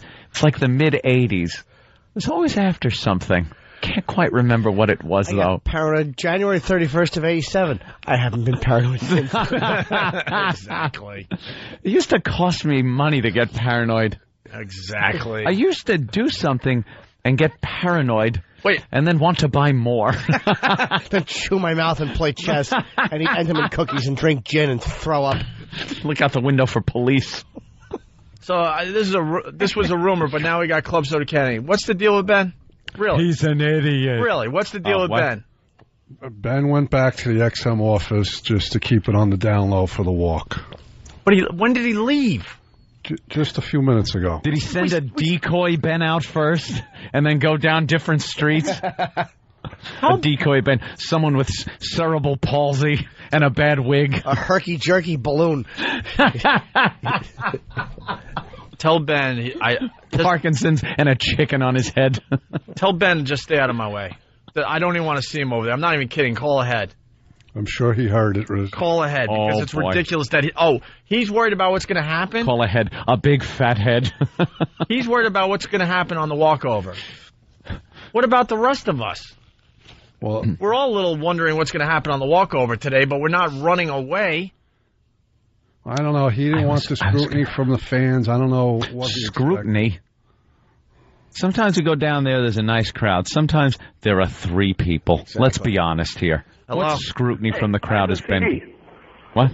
Well, everyone's saying I have the CD of the audio. I came over to get it. I just wanted. I had to make sure it was it was the right CD. So everyone's saying the audio from Friday. I'm bringing it. But everyone's saying you went you went over there because you were worried about the walkover. I got the CD. I'm coming back. That wasn't an answer to that. That meant I was. But now I figure I'll come back. Well, because that's the other problem. We're like, well, now we want to play the audio, and I look around and we don't even have it here. And then they weren't even going to get it. Because we want to now play the lawyer-friendly version of the incident before we get out of here to show you how dumb and stupid they are down there. There's no way to. And then I just checked my BlackBerry, and Eric Logan is emailing me. Yeah. But now it's in bold, dark type. Oh, good. Then you could recognize it as something important. Yeah. So his email pops out at you, and it just says, good news. You can play the audio. Wait. Here it is. I don't want to put words in his mouth. Hold on a minute. In his BlackBerry. Here it is.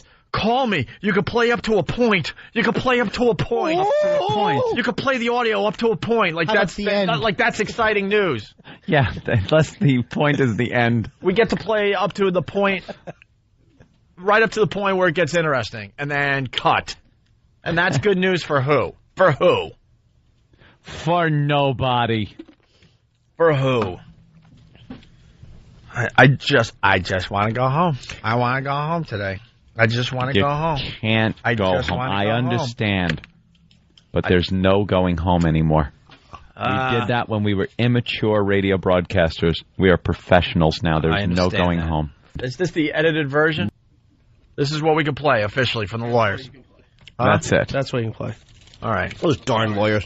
Wait. Please, God, please, if you're listening, make the CD not work. Why? Why? You have to ask why? Why? Why? Because I want to see you choke somebody. Why? Please, God, let him hit play and have nothing on this CD. Or let it be the wrong stuff from the wrong show. Just something wrong. Please let it be one of my plugs from like 6 months ago. I want to see Ben take the exact fall that woman did out of this window. Well, her husband would probably go, no, over a little bit more. Yeah, you more. Can get it. Back. It's a picture of a lifetime, honey. Sometimes you got to show people how ridiculous others are. And this is one of those moments. I don't want to play this. I'm not.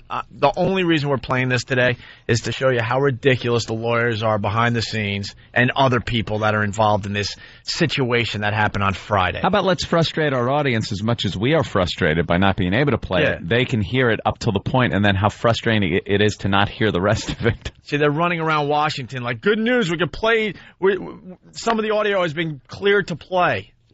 No, this is ridiculous. Ridiculous. I can't believe I actually worked for the same company as these dopes. Oof. Take a radio course or something.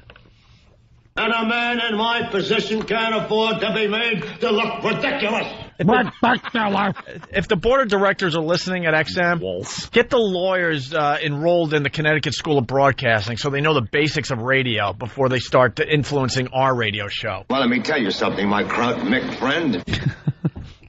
Oh, he must have just had dinner and left. Anthony, you want to set up the incident? Now, remember, this audio was played already, so it's out there. Yeah. It was played 3 or 4 times on Friday. I don't remember. I know we played at least 2 other times. Yes. Maybe 3. I would say we played it 4 times on Friday. 4. It's all over the Internet. Yeah. All over the place. Yeah. But now the lawyers have decided that we can play this much of the audio. Yeah, we do the walkover from this studio to the XM studio after this show. We have microphones, we walk over, and whatever happens, we broadcast it. Sometimes a lot of stuff happens, sometimes nothing happens. It's just the walk. broadcast live. On this occasion, we met a guy that had a big Opie and Anthony sign that's going up in the subway. We stopped to talk to him. Jackass came over, obviously a Stern fan trying to disrupt the show, but instead of that, we gave him the mic. Let him talk, because they usually wind up having nothing and hanging themselves, and that's what this guy did. He had nothing.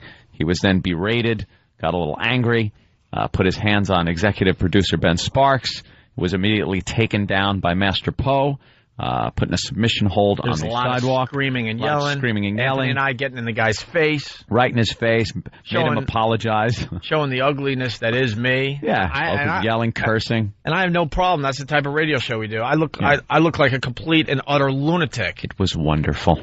Anthony looks like he belongs in a mafia film. I turned into a mobster voice. That's when it gets... Hey, you got some... Now you're acting like a beggar, Brazil.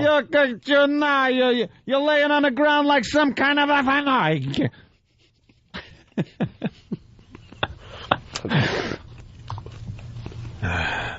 So here it is. This is what we're allowed to play according to the lawyers. You're not going to believe it. You're not going to believe this.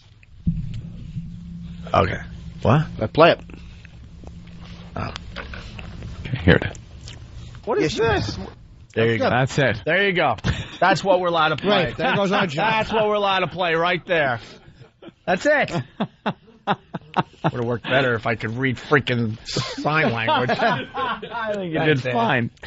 Oh, yeah. It was very fun. What do you want me to do? But yeah, like they didn't hear all that before the bit. Stupid. That's how stupid I am.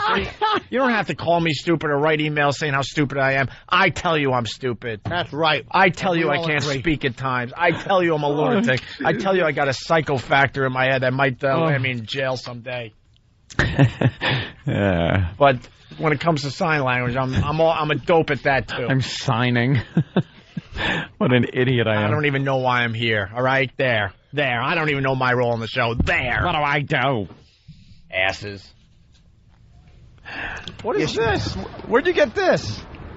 Where'd that come from? $10 to a golfer to get it on the subway. Where was it supposed to be hanging? They're putting them up in the subway stations now. Subways. Isn't that supposed to be hanging somewhere? Sure, you should probably hang it. Jesus Christ. Big a golfer. Buddy Hinton should punch you. Please have him say Subway. Please have him say Subway 10. Where the hell did you find this? On the subway. Really? Where? Which one? Subways. Which line? I seen him on the G. Again, I got this one on the E line. The E line of the subway? Yeah. Wow. So now how does this hang up? It takes off. I can't hear you. It takes off. There's like glue. What is it? It's a poster.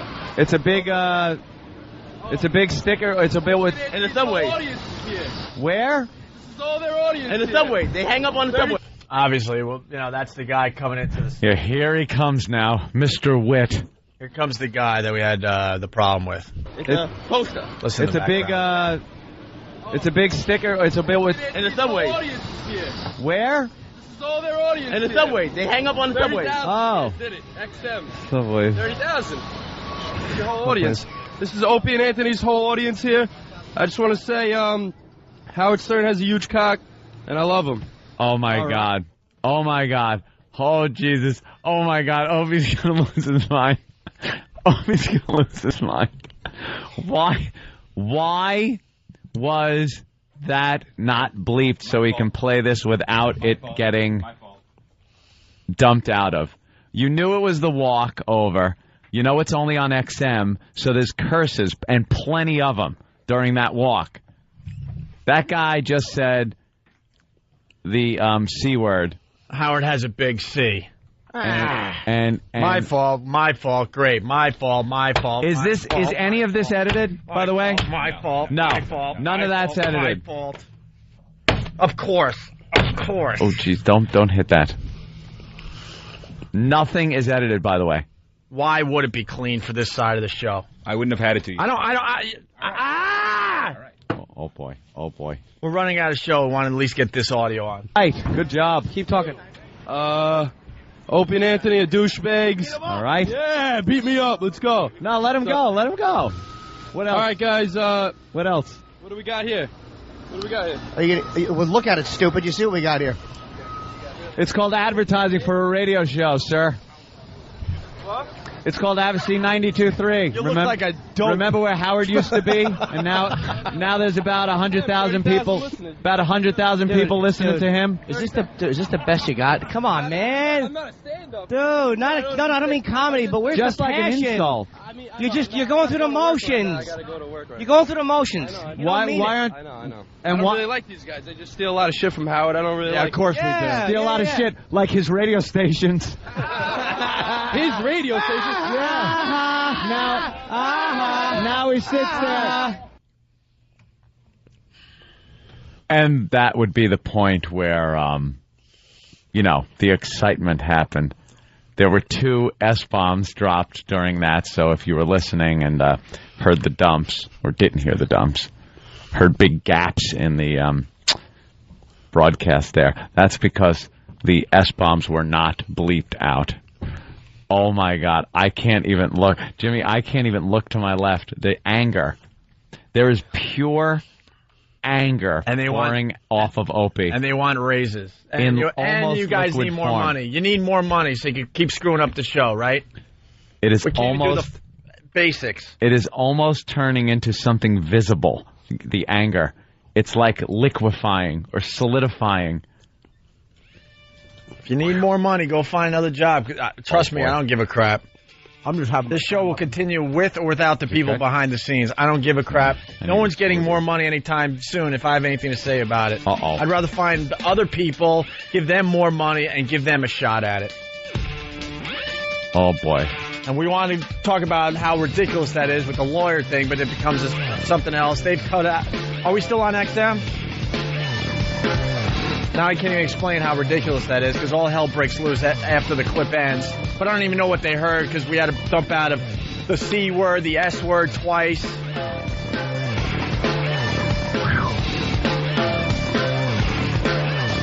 We'll see you over there at XM for our XM listeners and for everybody here on the wonderful CBS radio stations. We will see you tomorrow. Love and kisses, Anthony. And Pal Talk, see you in a couple of minutes. Let's walk. It's the the walkover. Can you hear me? Next Am I on the radio? Bye, CBS people. See you tomorrow. Bye, guys. Yes, Jimmy, I hear you. Hey, by the way, in those promos for our gays, can someone tell Steve to not say August? The way he says, holy mackerel. August. Listen to that. The way he says August. That's how the bear talks. He's laughing at you. Oh, that lady slip while taking that picture. I'm going to giggle all day about that. Because it's just so awful. Down a canyon. Well, again, I've heard reports of the buses here in the city have our advertisements on the back. I know. I'm just looking at Opie and Kenny walking. How far? 50 feet in front of us? I'd say 50 feet in front of us, and Ope has his mic dangling down to the right. If it's on or not, I haven't a clue. No, holy shit. She's tall. Yeah. Oh, it's on. He just it's on. It's on and threw it on the table on the sidewalk. Yeah, it's an outdoor cafe. Oh, boy. And now Kenny's carrying it. Yeah. Please don't talk into it, you big dope. Oh, we're coming up to the wooden wall that Ben was pushed against. Yeah. Any suspects? Who are those 2 guys? Shake them down. Yeah. I want those 2 brought to the ground. I want those 2 men raped. Ooh. It's a little rough. Well, even if they're not involved. Whatever it takes. I'm with you.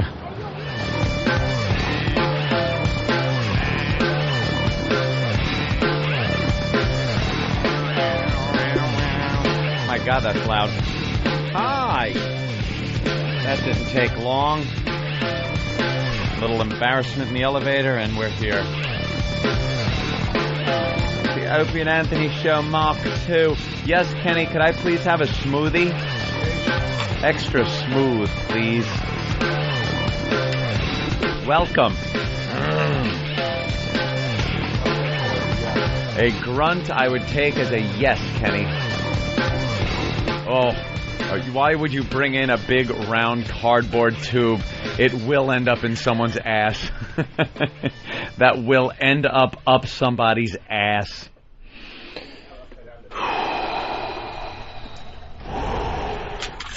Okay, we're going to do breathing exercises. Everybody in the audience, everybody, breathing. Here we go. In, put your hands on your thighs. Now go in and out. There you go. And with each exhale, just relax your muscles more and more. Every one of them. Here we go. Relax now. Oh, look at that. I can almost fall asleep. I'm so relaxed now. That's better.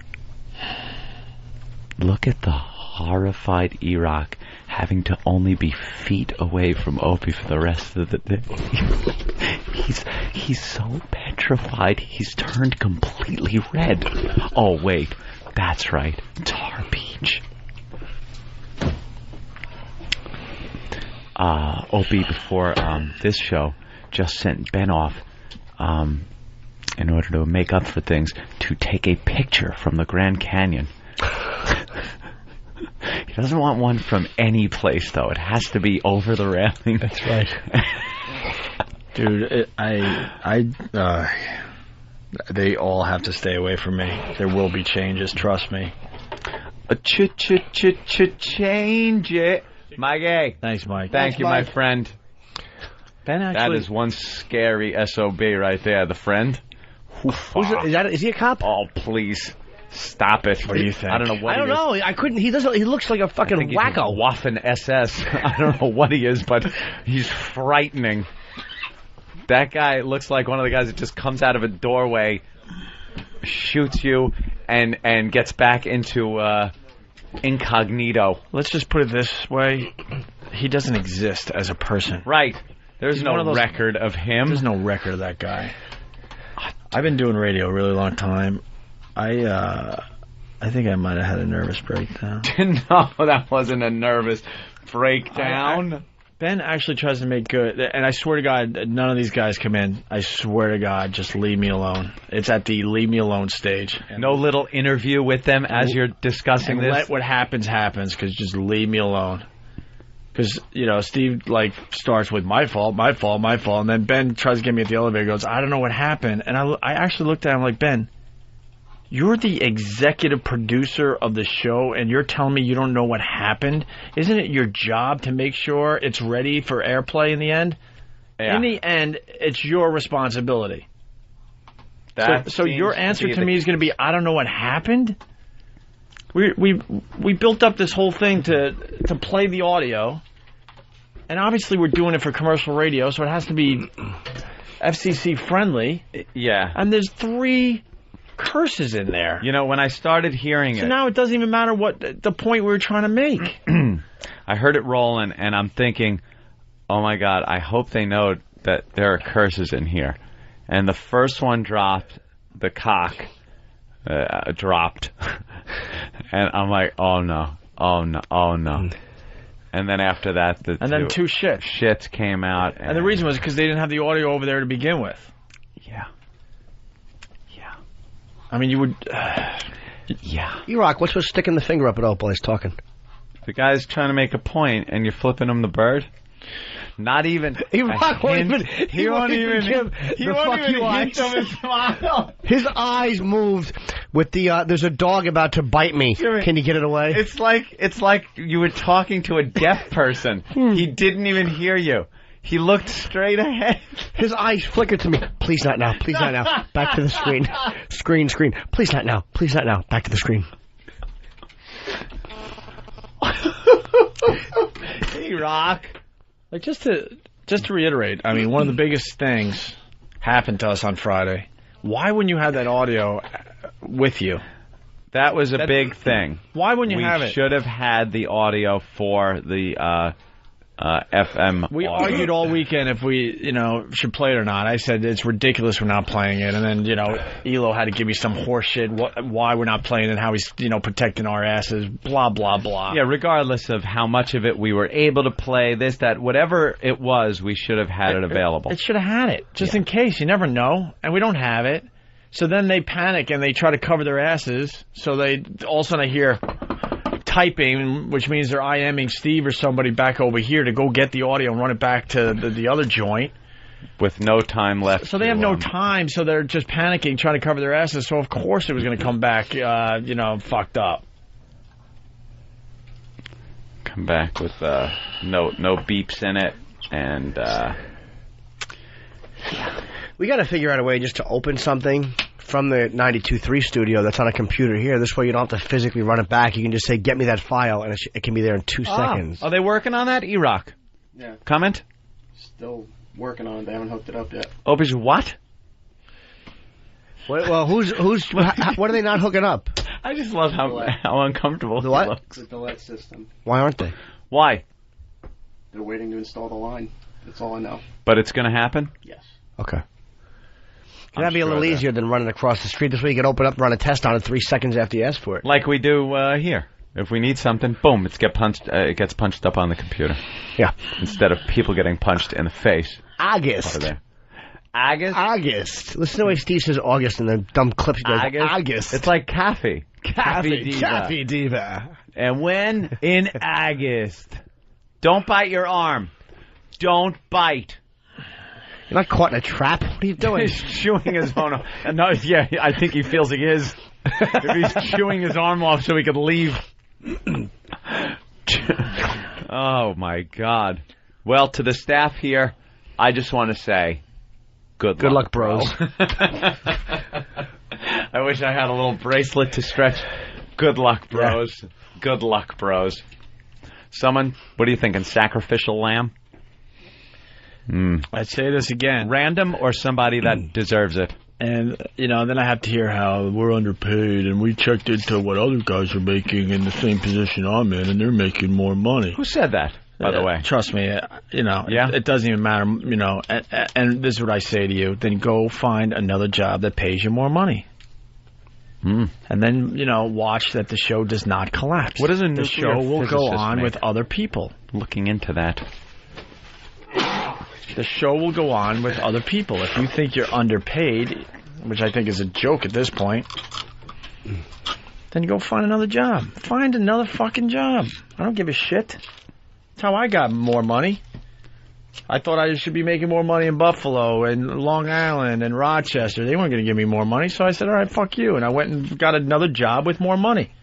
Yeah, but we like Jimmy Norton. And, I'm talking about I'm not talking about the main players. And I didn't say anything threatening. I just said, I go without more money, and I want it in cash in a bag by tomorrow. My way or the highway. Oh. There you go. Some nice creamy yogurt. There you go. Sometimes yogurt just straightens me out. Strawberry? When I'm sad, sometimes a good yogurt will take care of that for me. I hope Kenny gets here with the smoothies quickly. Yeah. Because smoothies seem to smooth things out. I hope so, because I had a bran muffin and oatmeal, so my body's not going to know whether to create bricks or shit all over the place. It's going to be a big adobe pile in the bowl. I'm going to shit a clay hut. Little Aborigine home. Small people that look like Eric but brown. He asks us to take shit without straw. Well, I want to hug E-Rock. He looks sad. No, he's petrified. Oh, he's petrified. I can't even. I am. Is there anyone you are comfortable with right now that you can look at? Yeah, you guys, I just can't. What about Derek? I can't even tell you how frustrated and why bring annoyed you I am into right it? now. I know, people say Opie... Derek's innocent. Opie is getting on my nerves. Opie, shut up and do radio Travis show. is an idiot. Opie. Could change tomorrow. Go ahead, Bob. Yeah, Opie, I like you guys as a show. Norton is a genius. But I hope you've got, like, several life insurance policies taken out on Ant. Because every time he goes on vacation or drives in his car or just, runs the risk of getting hurt and injured or killed, you must gasp because you have no talent. He's carrying you. Oh, boy, He's this is going to help. show. Hey, Bob. So Bobby's not a fan of the Bob, show. do you understand something? If you need to know, I'm a huge fan hold of the on. show. If you need to know something, I have FU money. I don't have to do this ever again. I love to. So why would I be all like worried about Anthony? I could walk tomorrow. I don't have to ever do this again. I worry about. Guys, I love the show. It's not divide and conquer. Absolutely, But it is. Anthony is the heart of the show. Opie, he's carrying you. He's carrying you. What about me, sir? Am I just limping Well, along? You're, I'm kind of in the middle. No, you're the superstar on the rise. I'm hung over Ant's shoulder. I hobble along. Right. Opie's carried, and I kind of hobble along on one foot. I'm saying right. The biggest dick in radio is Opie, and yet he talks as though he's the center of the universe, and he's not. Anthony, I mean, you don't you don't understand, and it's nothing without Opie. You don't understand the dynamic of this show and how it works, sir. While your compliments are just thrilling for me, you don't understand how a ship runs without a rudder. The ship does not run without a rudder. Opie I understand he moves it along. More than moves it along. No. You make it sound like that's a secondary little thing. Oh, I understand he moves it along. Thank God. Would you like me and Jimmy would sit here and talk about the same subject for 4 hours until the entire audience was asleep. We would have arguments about political garbage that would bore the living shit out of the audience, not knowing or caring that we were sending the audience away in droves. We need direction. Do you think actors who are very talented can go and star in a movie without a director? Do you think they'd know where to stand or how to deliver certain lines or when a scene should end without the proper direction, sir? And I almost hate saying stuff like this because it's almost like embarrassing. It's like you should fucking know this. But I'll break the 83rd wall. As much what a place! As it's a pentagon. As much as Ant and I have laughed, and I mean this in complete honesty, the biggest laugh I have had on this show was delivered by the blonde sweetie. It was delivered, not something Ant said or something I said. It was probably the poker chip, I think, is the biggest laugh I've had on this show. It's like, it's not just guiding, there's an element to that, the uncomfortableness, the ability to do that, which makes great radio, and which all I don't have. Should not have to be explained. And Ant doesn't have. Oh, he's the best asshole ever. It's not even being an asshole, dude. It's an ability to do it with people in the room. It's beyond being an asshole. It's an ability to know what's making great radio, and despite how uncomfortable it is, and being a nice guy off the air, it's an ability to do that neither one of us has. Yeah. I'm not being polite, but I hate saying that because it sounds like you're sucking up, but it, honest to God, is the truth. And the credit is that you don't even see it. That's the credit to it. That's the best part. You sit there and don't see it because the average Joe shouldn't. It's just it makes the show seem like it's just flowing right along, doesn't it? Dude, the fucking Patty being naked. One last thing. More importantly. Hold on, sweetie. Patty being naked and having her first orgasm was something Ope said, which I thought was absolutely never going to happen. He said, we're going to get you to play with yourself. Or it was some sexual thing, like we're going to get this to happen. I never would have thought of that. Ant never would have thought of that. And that's not, and again, that's not being polite. That's a fact. It's an idea, man. And Patty wound up having her first orgasm on the air. I mean, do we need to explain that? That was great radio. Well, dude, that's the stuff that you have to understand. That's where that comes from. Where do you think it comes from? I mean, I love ass head. I like him personally. What's that? But I would love. You have a problem with Ope personally, that's fine, but don't. Basketball court. Dude, you have a problem with Ope personally. He hits a nerve in you. There's something about, he reminds you of somebody. There's something about him you don't like, but you can't be biased and deny the contribution to the radio show. That's just dishonest. Well, I'm not biased. I'm obviously a big fan. I'm a listener. No. I mean biased against him because he bugs something in you. He's just a guy that I like you two guys, I would love to hang out with, I think, socially. Opie, I could not stand him. I wind up punching him just at some point. He just gets under my skin that bad. He reminds you of something, but you can't. But okay, fine. That's the beauty of him. But you can't deny what the radio show is because of him. There's no show without him, and there's no show without Ant. And I don't say that without mock Don't humility. you like that dynamic? Don't you like that dynamic? That there's somebody that you find abrasive?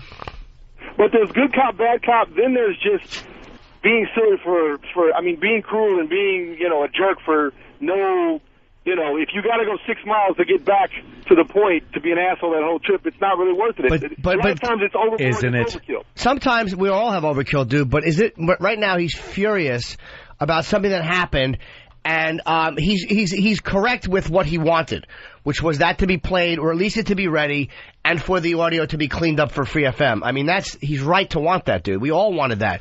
He is furious about it, and he expressed it on the air, and there's something about that which makes the show honest, dude, and that's just honest radio. It is honest radio. Well, then you can't... to, in some charity capacity, get his ass on the basketball court as well. Well, dude, it's not a crybaby, and I don't think he's... You're wrong. Spoiled. It's going to get you on the basketball court, man. Dude, you really are allowing a personal dislike because he reminds you of somebody, of a guy that bullied you or of a guy that fired you.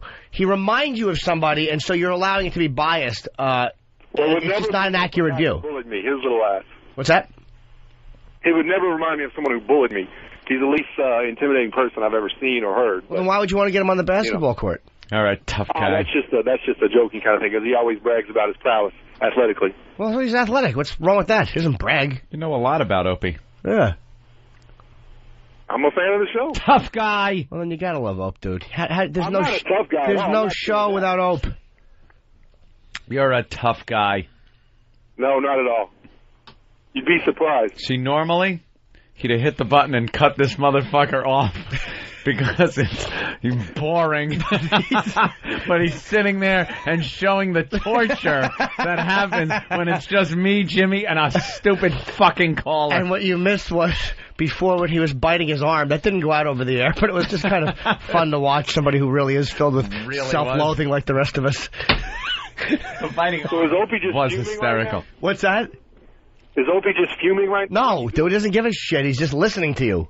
No, he's not. Anymore. He has one arm propped up. Also speak about dude, every word. The thing is, every word that's coming out of your mouth right now is proving a point. Like, he's gotten beaten up on the air before. I've gotten beaten up on the air before. Everyone loves me. It never somebody happened. Posted something about one time, but it was a mistake. They meant somebody else. So I know what it's like to sit there and have somebody call up, "We're talking shit," and it's like it's like when the other guy is going to bat for you. It's like it's not needed, and all the fans know it's not needed. But it is kind of funny to hear something this obviously incorrect. That's the truth, too, dude. Well, Opie is I finished it too fast. Dude, I know what you're saying. You don't like somebody, and that's acceptable. But you're being completely dishonest when you're looking at the way the radio show is run, and you understand that, and you do know that, and you just try to bug Ope so you're not telling the truth. No, you're off on that regard. Well, then you just don't. You're really reading it wrong. You're saying his genius is that I don't see how he leads the program. He is the true leader. But it's even more than just leading the program. It's not just button pushing and leading the program. It's seeing Patty have an orgasm and saying this is what's going to happen, where nobody else in the studio would have done that. Oh, so he came up with it. I mean, your interns come up with great ideas sometimes. So dude, they should be beyond. Come on, man. You know that's not true. Oh, my God. And our interns very rarely come up with anything. They're fucking dopes. Be honest. What do you do for a living? Quickly. I have a small business. Yeah, see, you're not being honest. What do you do? I have a small business. What fucking small business? Anyone, a kid selling fucking lemonade on the side of the road is a small business, you cunt. What do you fucking do, Paul? Can I get a word in? Yeah, I asked you twice. You gave me the same fucking no answer. What do you do, shithead? What do you do? Things, I import, export things. Import, export. What do you fucking import, export to this country with your small business? Give me a specific thing, what you fucking do. What's your job description? You dishonest fuck. Go ahead. Small electronic parts. You ship it in from Japan, you get small electronic parts, and do what with them? See that they get sent to places for assembly. What an exciting fucking life you lead. You're a bored, dull fuck who can't accept the fact that other people are enjoying themselves in life and having a little fun with their job, and then when someone gets a little pissed with what's supposed to be an easy fucking job, it upsets you because you're fucking sitting there waiting for little resistors to come in from some shithole Hong Kong town. Now you're miserable. And the reason, you know what? You know why I knew that, Paul? Because you didn't even want to fess up to what shit fucking job you have. You didn't even want to fess up. I had asked you 5 fucking times. 5 times I had to ask you, and you weren't being honest because you have a fucking loathing of what you do and who you are. And that's coming through loud and clear. Goodbye, Paul.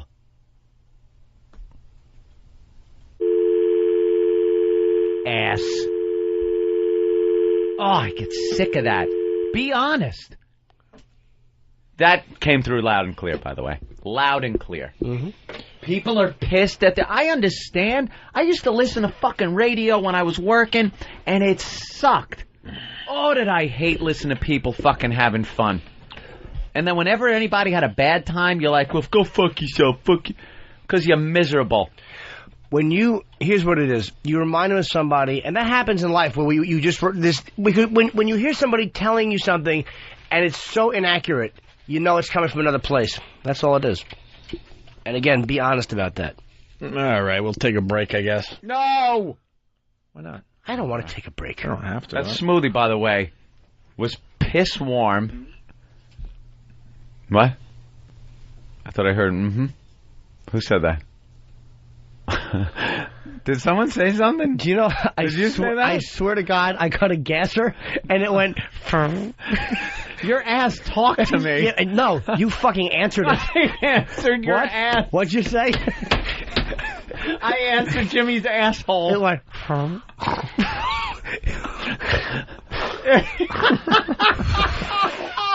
And he looks at Derek. How great would it be? I thought Derek was Jimmy's ass.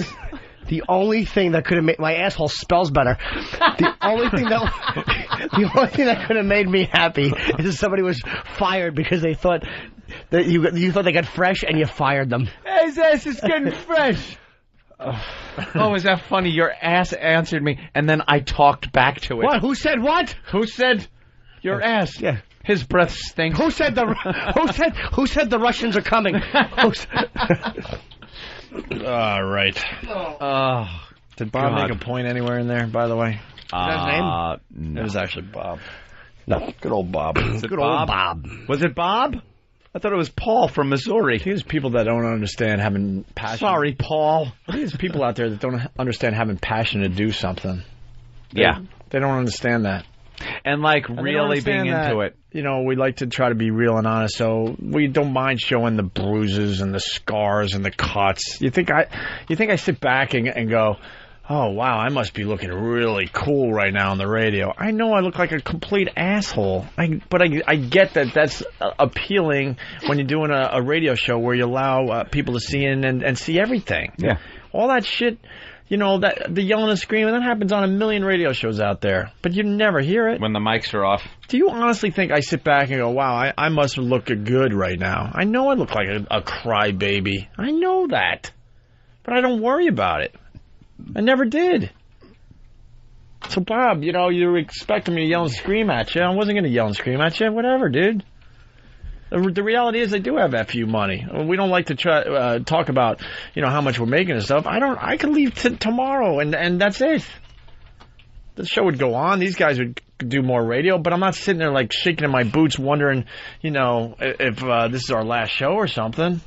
I still do this because I enjoy it, and I have a great time doing it. I just want the people around me and behind the scenes to have the same passion and you know, help out the show and do the basics. They don't even do the basics. And if you don't understand that, I don't know what to tell you. But I'll make it perfectly clear. Yes, I realize I look like a crybaby. I'm not stupid.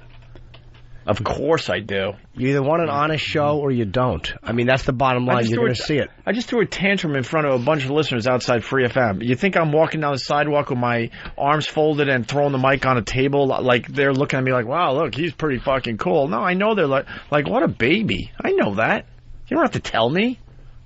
People say, great, Opie leaves, it'll be Anthony talking to Jimmy's asshole.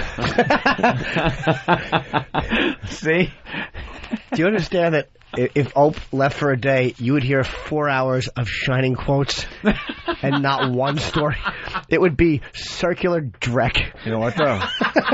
Look, I would tune in and circular dreck. Dude, I would tune in and listen to that, though. There's been times we've gotten caught in those stupid, obscure things that really maybe 1% of the audience enjoys, but it doesn't matter. It's like fun to do, but it's like no one's enjoying it, and I don't give a shit. Yeah, and he doesn't we give have a shit. fun. Exactly.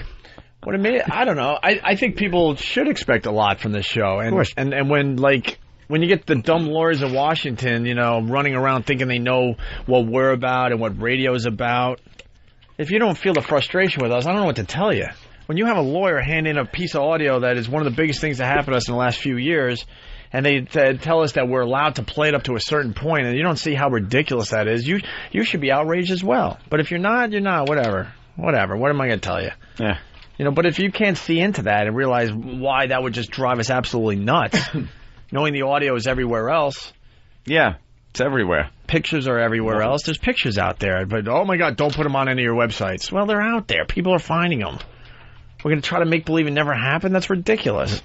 And then for, someone that's a huge bigwig in the company emailing me saying, good news, you can play the audio up to a point. And even he doesn't realize how ridiculous that is. Up to the point that is entertaining. Yeah. So then I'm trying to make that point on the show, and then I realize the guys behind the scene don't have their shit together, and they don't even have it cleaned up for regular radio. I'm supposed to sit there and go, oh, well, this is how it is? I'm not changing my ways as far as that shit goes. No way. No fucking way. Liddy Rules says, I just tuned in. Who brought the wrong milk this time? No, it's a little more than that. Dude, the lawyers are enragingly frustrating to deal with. When you have to deal with them with bullshit, where the show did nothing wrong in that incident. Nothing. We were minding our own business. Wrong. We were minding our own business. Someone came into our world. We took care of the situation, and I believe we did a good job taking care of the situation. I listened to the audio a million times. There's nothing on that audio that's going to get anyone in real trouble. None. There's just not. And then the lawyers, they spent all weekend with phone calls. I mean, you guys don't even know. Phone call. I spent my weekend on this stupid thing. I can't tell you. I wish I could add up all the phone calls I took. I wish I could add up all the dumb emails I had to read and respond to, but we couldn't respond with too much info on the email just in case some third party's looking in. Yeah. It was just the weirdest fucking thing. Secret agent. So we bring the frustration on the show like we do, and people are like, shut up. But if you don't play the bit, then people complain. Or if it goes wrong, people complain. How come that didn't come out right? It's like, well, shit wasn't done properly. You can't have it both ways. You can't have an honest radio show and then not hear the fucking... That was legitimate complaining. And then, how the bit goes, because we're seeing ahead, like, all right, now let's play the audio and show how ridiculous the lawyers are in Washington. So now I'm like, all right, at least we'll salve this, because we are still doing radio, believe it or not. We're not just going on the air and bitching and complaining. Mm-hmm. So I'm like, all right, now we got something. Now we could show people and our listeners, and it'll be entertaining and funny in a way, how ridiculous the lawyers are in Washington. So we'll play the audio to where they say we can play it. And then people will be like, that's it? Oh, my God. These are a bunch of dummies down there that need to take a radio course. And then you have your own guys that don't even make it friendly for commercial radio, and I'm not supposed to bitch. There was 3 curses in there that completely fucked up the whole flow of the bit. Yeah. The whole flow. And to begin with, we didn't even have the audio over there. And then the executive producer, whatever the fuck his name is, I'm at the elevator, and he actually says, oh, dude, I don't know what happened. I'm like, that's your job. In the end, you need to know what's happening at all times. You need to, if you don't have confidence in the people under you, then you go, Steve, is this, did you edit out all the curses? Is this good enough for commercial radio? And he's going to come at me with, dude, I don't know what happened. That is the worst answer you could tell anybody. If you're the executive producer. Well, he spent the morning chewing his arm out of a big trap. He has an excuse. As mad as Ope was, when I heard cock come out over that one... Oh, I know. It was almost like, all right, this is like a hidden camera sketch. Yeah. This couldn't be... This could not be happening. It was right after Ant joke, please, God, let the CD not play, just to be fun. Like how awful that would be to see him go over the edge. And then it plays... and it plays the word cock. Cock flies out, and then I'm like, I can't even look at him. I This know. is really Me bad. and Jimmy just looked at each other like, oh my God, that didn't just happen. I didn't want to be mistaken for a homoerotic bear who might have left a cock in. And you know what I'm doing in that situation, believe it or not? I'm going, stay calm, because you're going to come across looking like a complete asshole, a crybaby. They've just played into my stupid shit that I know I have. I'm like, oh my God. All right, calm down. Don't do it. I know the fans, they're on a message board right now. See, Opie's a crybaby again. But I know I'm a crybaby. More importantly, I'm being called the Dr. Doolittle of assholes.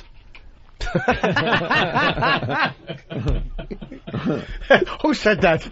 I swear I thought your asshole was commenting on my smoothie.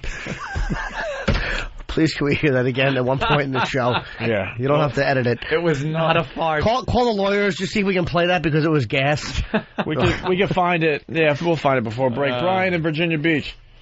What makes the show unique are the 4,000 walls that you tear down, and I'm fucking tired of the fans, quote unquote, who say they love the show because of that, then turn on you the second that you tear down those walls. Yeah. That's why it's not the same fucking show as the morning. Yeah, I love that. Boo-hoo shit. You know what? All legitimate. And for those who say it's scripted, go fuck your mother. Look what's happening today. We're talking about behind the show scenes. The only reason we all think we know shit about radio is because of these kind of conversations. You know, if you don't like this shit, go turn it on fucking wherever else. You know, tired of it. You know, to the people that hate me and wish I wasn't on this show or whatever, I mean, you got to at least give me credit for having the vision. This show was my fucking vision. And then I met Anthony, and, you know, we took it to this level. You know, but before Anthony, this was my vision. No credit. No, you get credit. You know that.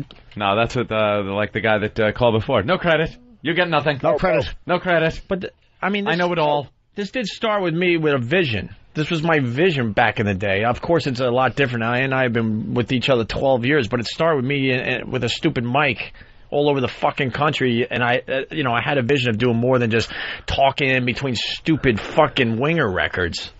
Hey, Ant, when Opie was sick, you guys did best ofs 2 days. Why?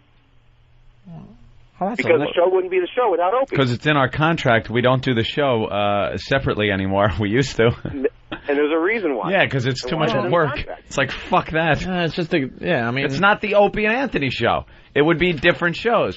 I could sit here and do a show. It's not going to be the Opie and Anthony show. Opie could sit here and do a show. It's not going to be the Opie and Anthony show. Jimmy could sit here and do a show. It would be Norton and Friends. No. Norton and Friends.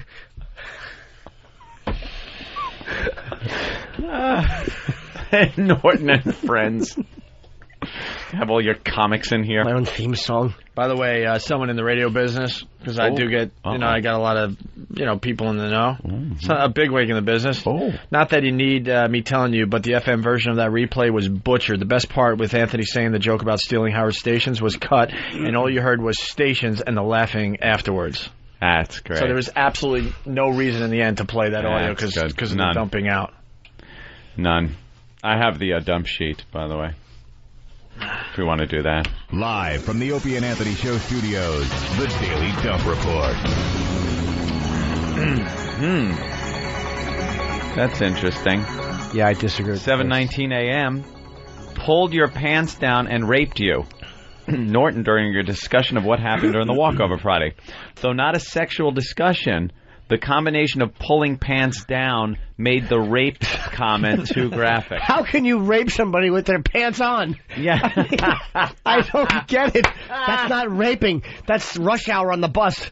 I don't understand how that got dumped out of. And it wasn't a sexual conversation. Yeah, not at all. Don't agree with that. No, that's one I want to go to Tom with and just go do why are they, or even ask Al, just like why would that be done? Wow. And then he pulls out a good one. But I didn't hear. 8:24 a.m. Fuckers. English-sounding caller discussing World Cup. Said while many people were talking, but it was still pretty clear. Interesting. Good pickup. 8:39 a.m. He's already left the fuck... ... Opie talking about Ben leaving early. 8:52, and here was from the clips. Howard Stern has a huge cock replay of XM walkover from Friday. And 8:54 a.m. Steal a lot of shit, said once by the guy on the street and once by Anthony during replay of XM walkover from Friday. There you go. 2, 3, 4, 5. 5 dumps, 3 of which should never have happened at all. 1 I don't agree with. Right.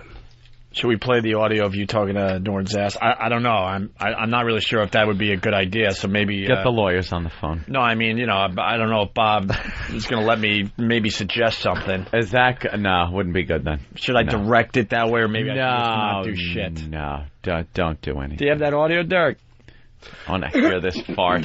I honestly sounded like an answer. It was a quiet one. It wasn't a loud one. You just have good hearing. But it sounded like somebody in the room. I really thought it was Z-Rock to my left. Yeah. And then he realized, what am I doing? even like it was Jimmy's ass agreeing with me that my smoothie was warm. Right. But I really thought it was Z-Rock, and then I thought he was like thinking to himself, what am I doing, even acknowledging that I'm in this room right now? Crank it up so we could hear it. All right, here it is. All right, we'll take a break, I guess. No! Why not? I don't want to take a break. I don't have to. That smoothie, by the way, was piss warm. What? That's what I heard. Who said that? Did someone say something? Wait, oh, Jesus. It sounds like it's going, I heard, I heard like a, like your ass agreed that my smoothie was warm, Jimmy. Oh, it did. My smoothie was so piss warm. Can you rewind that? Yeah, let me hear that again. Wait, try not to laugh too hard in the background, because he continues to talk. Yeah, I'm talking to his ass at that point. Listen. I don't want to take a break. I don't have to. That smoothie, by the way, was piss warm. What? I thought I heard, Who said that? Did someone say something? Did you say that? I swear to God, I cut a gasser, and it went... Your ass talked to me. Yeah, no, you fucking answered it. I answered your ass. What'd you say? I answered Jimmy's asshole. It went... Come on now, you gotta admit, we're back live. You gotta admit that sounded like, Next time, why don't we do this to cut all problems out? How about you put your ear right next to it? This way you know exactly what it says. I'm not gonna put my ear on your ass. That laugh. It answered me. It said, That laugh might beat poker chip laugh, man. 'Cause that is unbelievable. God, is that funny? And then he's like all paranoid, like he's just hearing voices. Yeah, because then I'm looking to see who else had a smoothie. Because that would be the only way they could agree. And I saw a straw up Jimmy's ass drinking a smoothie. And yes, it did agree. Pretty warm. That was the Munaki. Your ass went, Let's go to Pat in New Jersey. Pat, what's up? Oh, that's funny. Norton's asshole does these impersonations. You think they're the real? Very funny. Nice. You could see how a girl could like that asshole. All right. You want to play that audio again? What? One more time? What? One more time? I don't know what he's saying. Yeah, I thought you wanted to play it one more time. The fart at me. You want to play it in the break? Fart. One more time. I really don't know. I don't know what I'm doing on radio, so maybe someone can help me out. Derek's so fired. I don't. Yeah, what is this, the Derek and Anthony show? I say when Opie says go to break, you don't stop and go, whoa, what about another time? No, I don't really know. I haven't done radio long enough to know. Replay the part where he said to replay it. Yeah. And then put fired on the pad and spell it F-Y-R-I-D.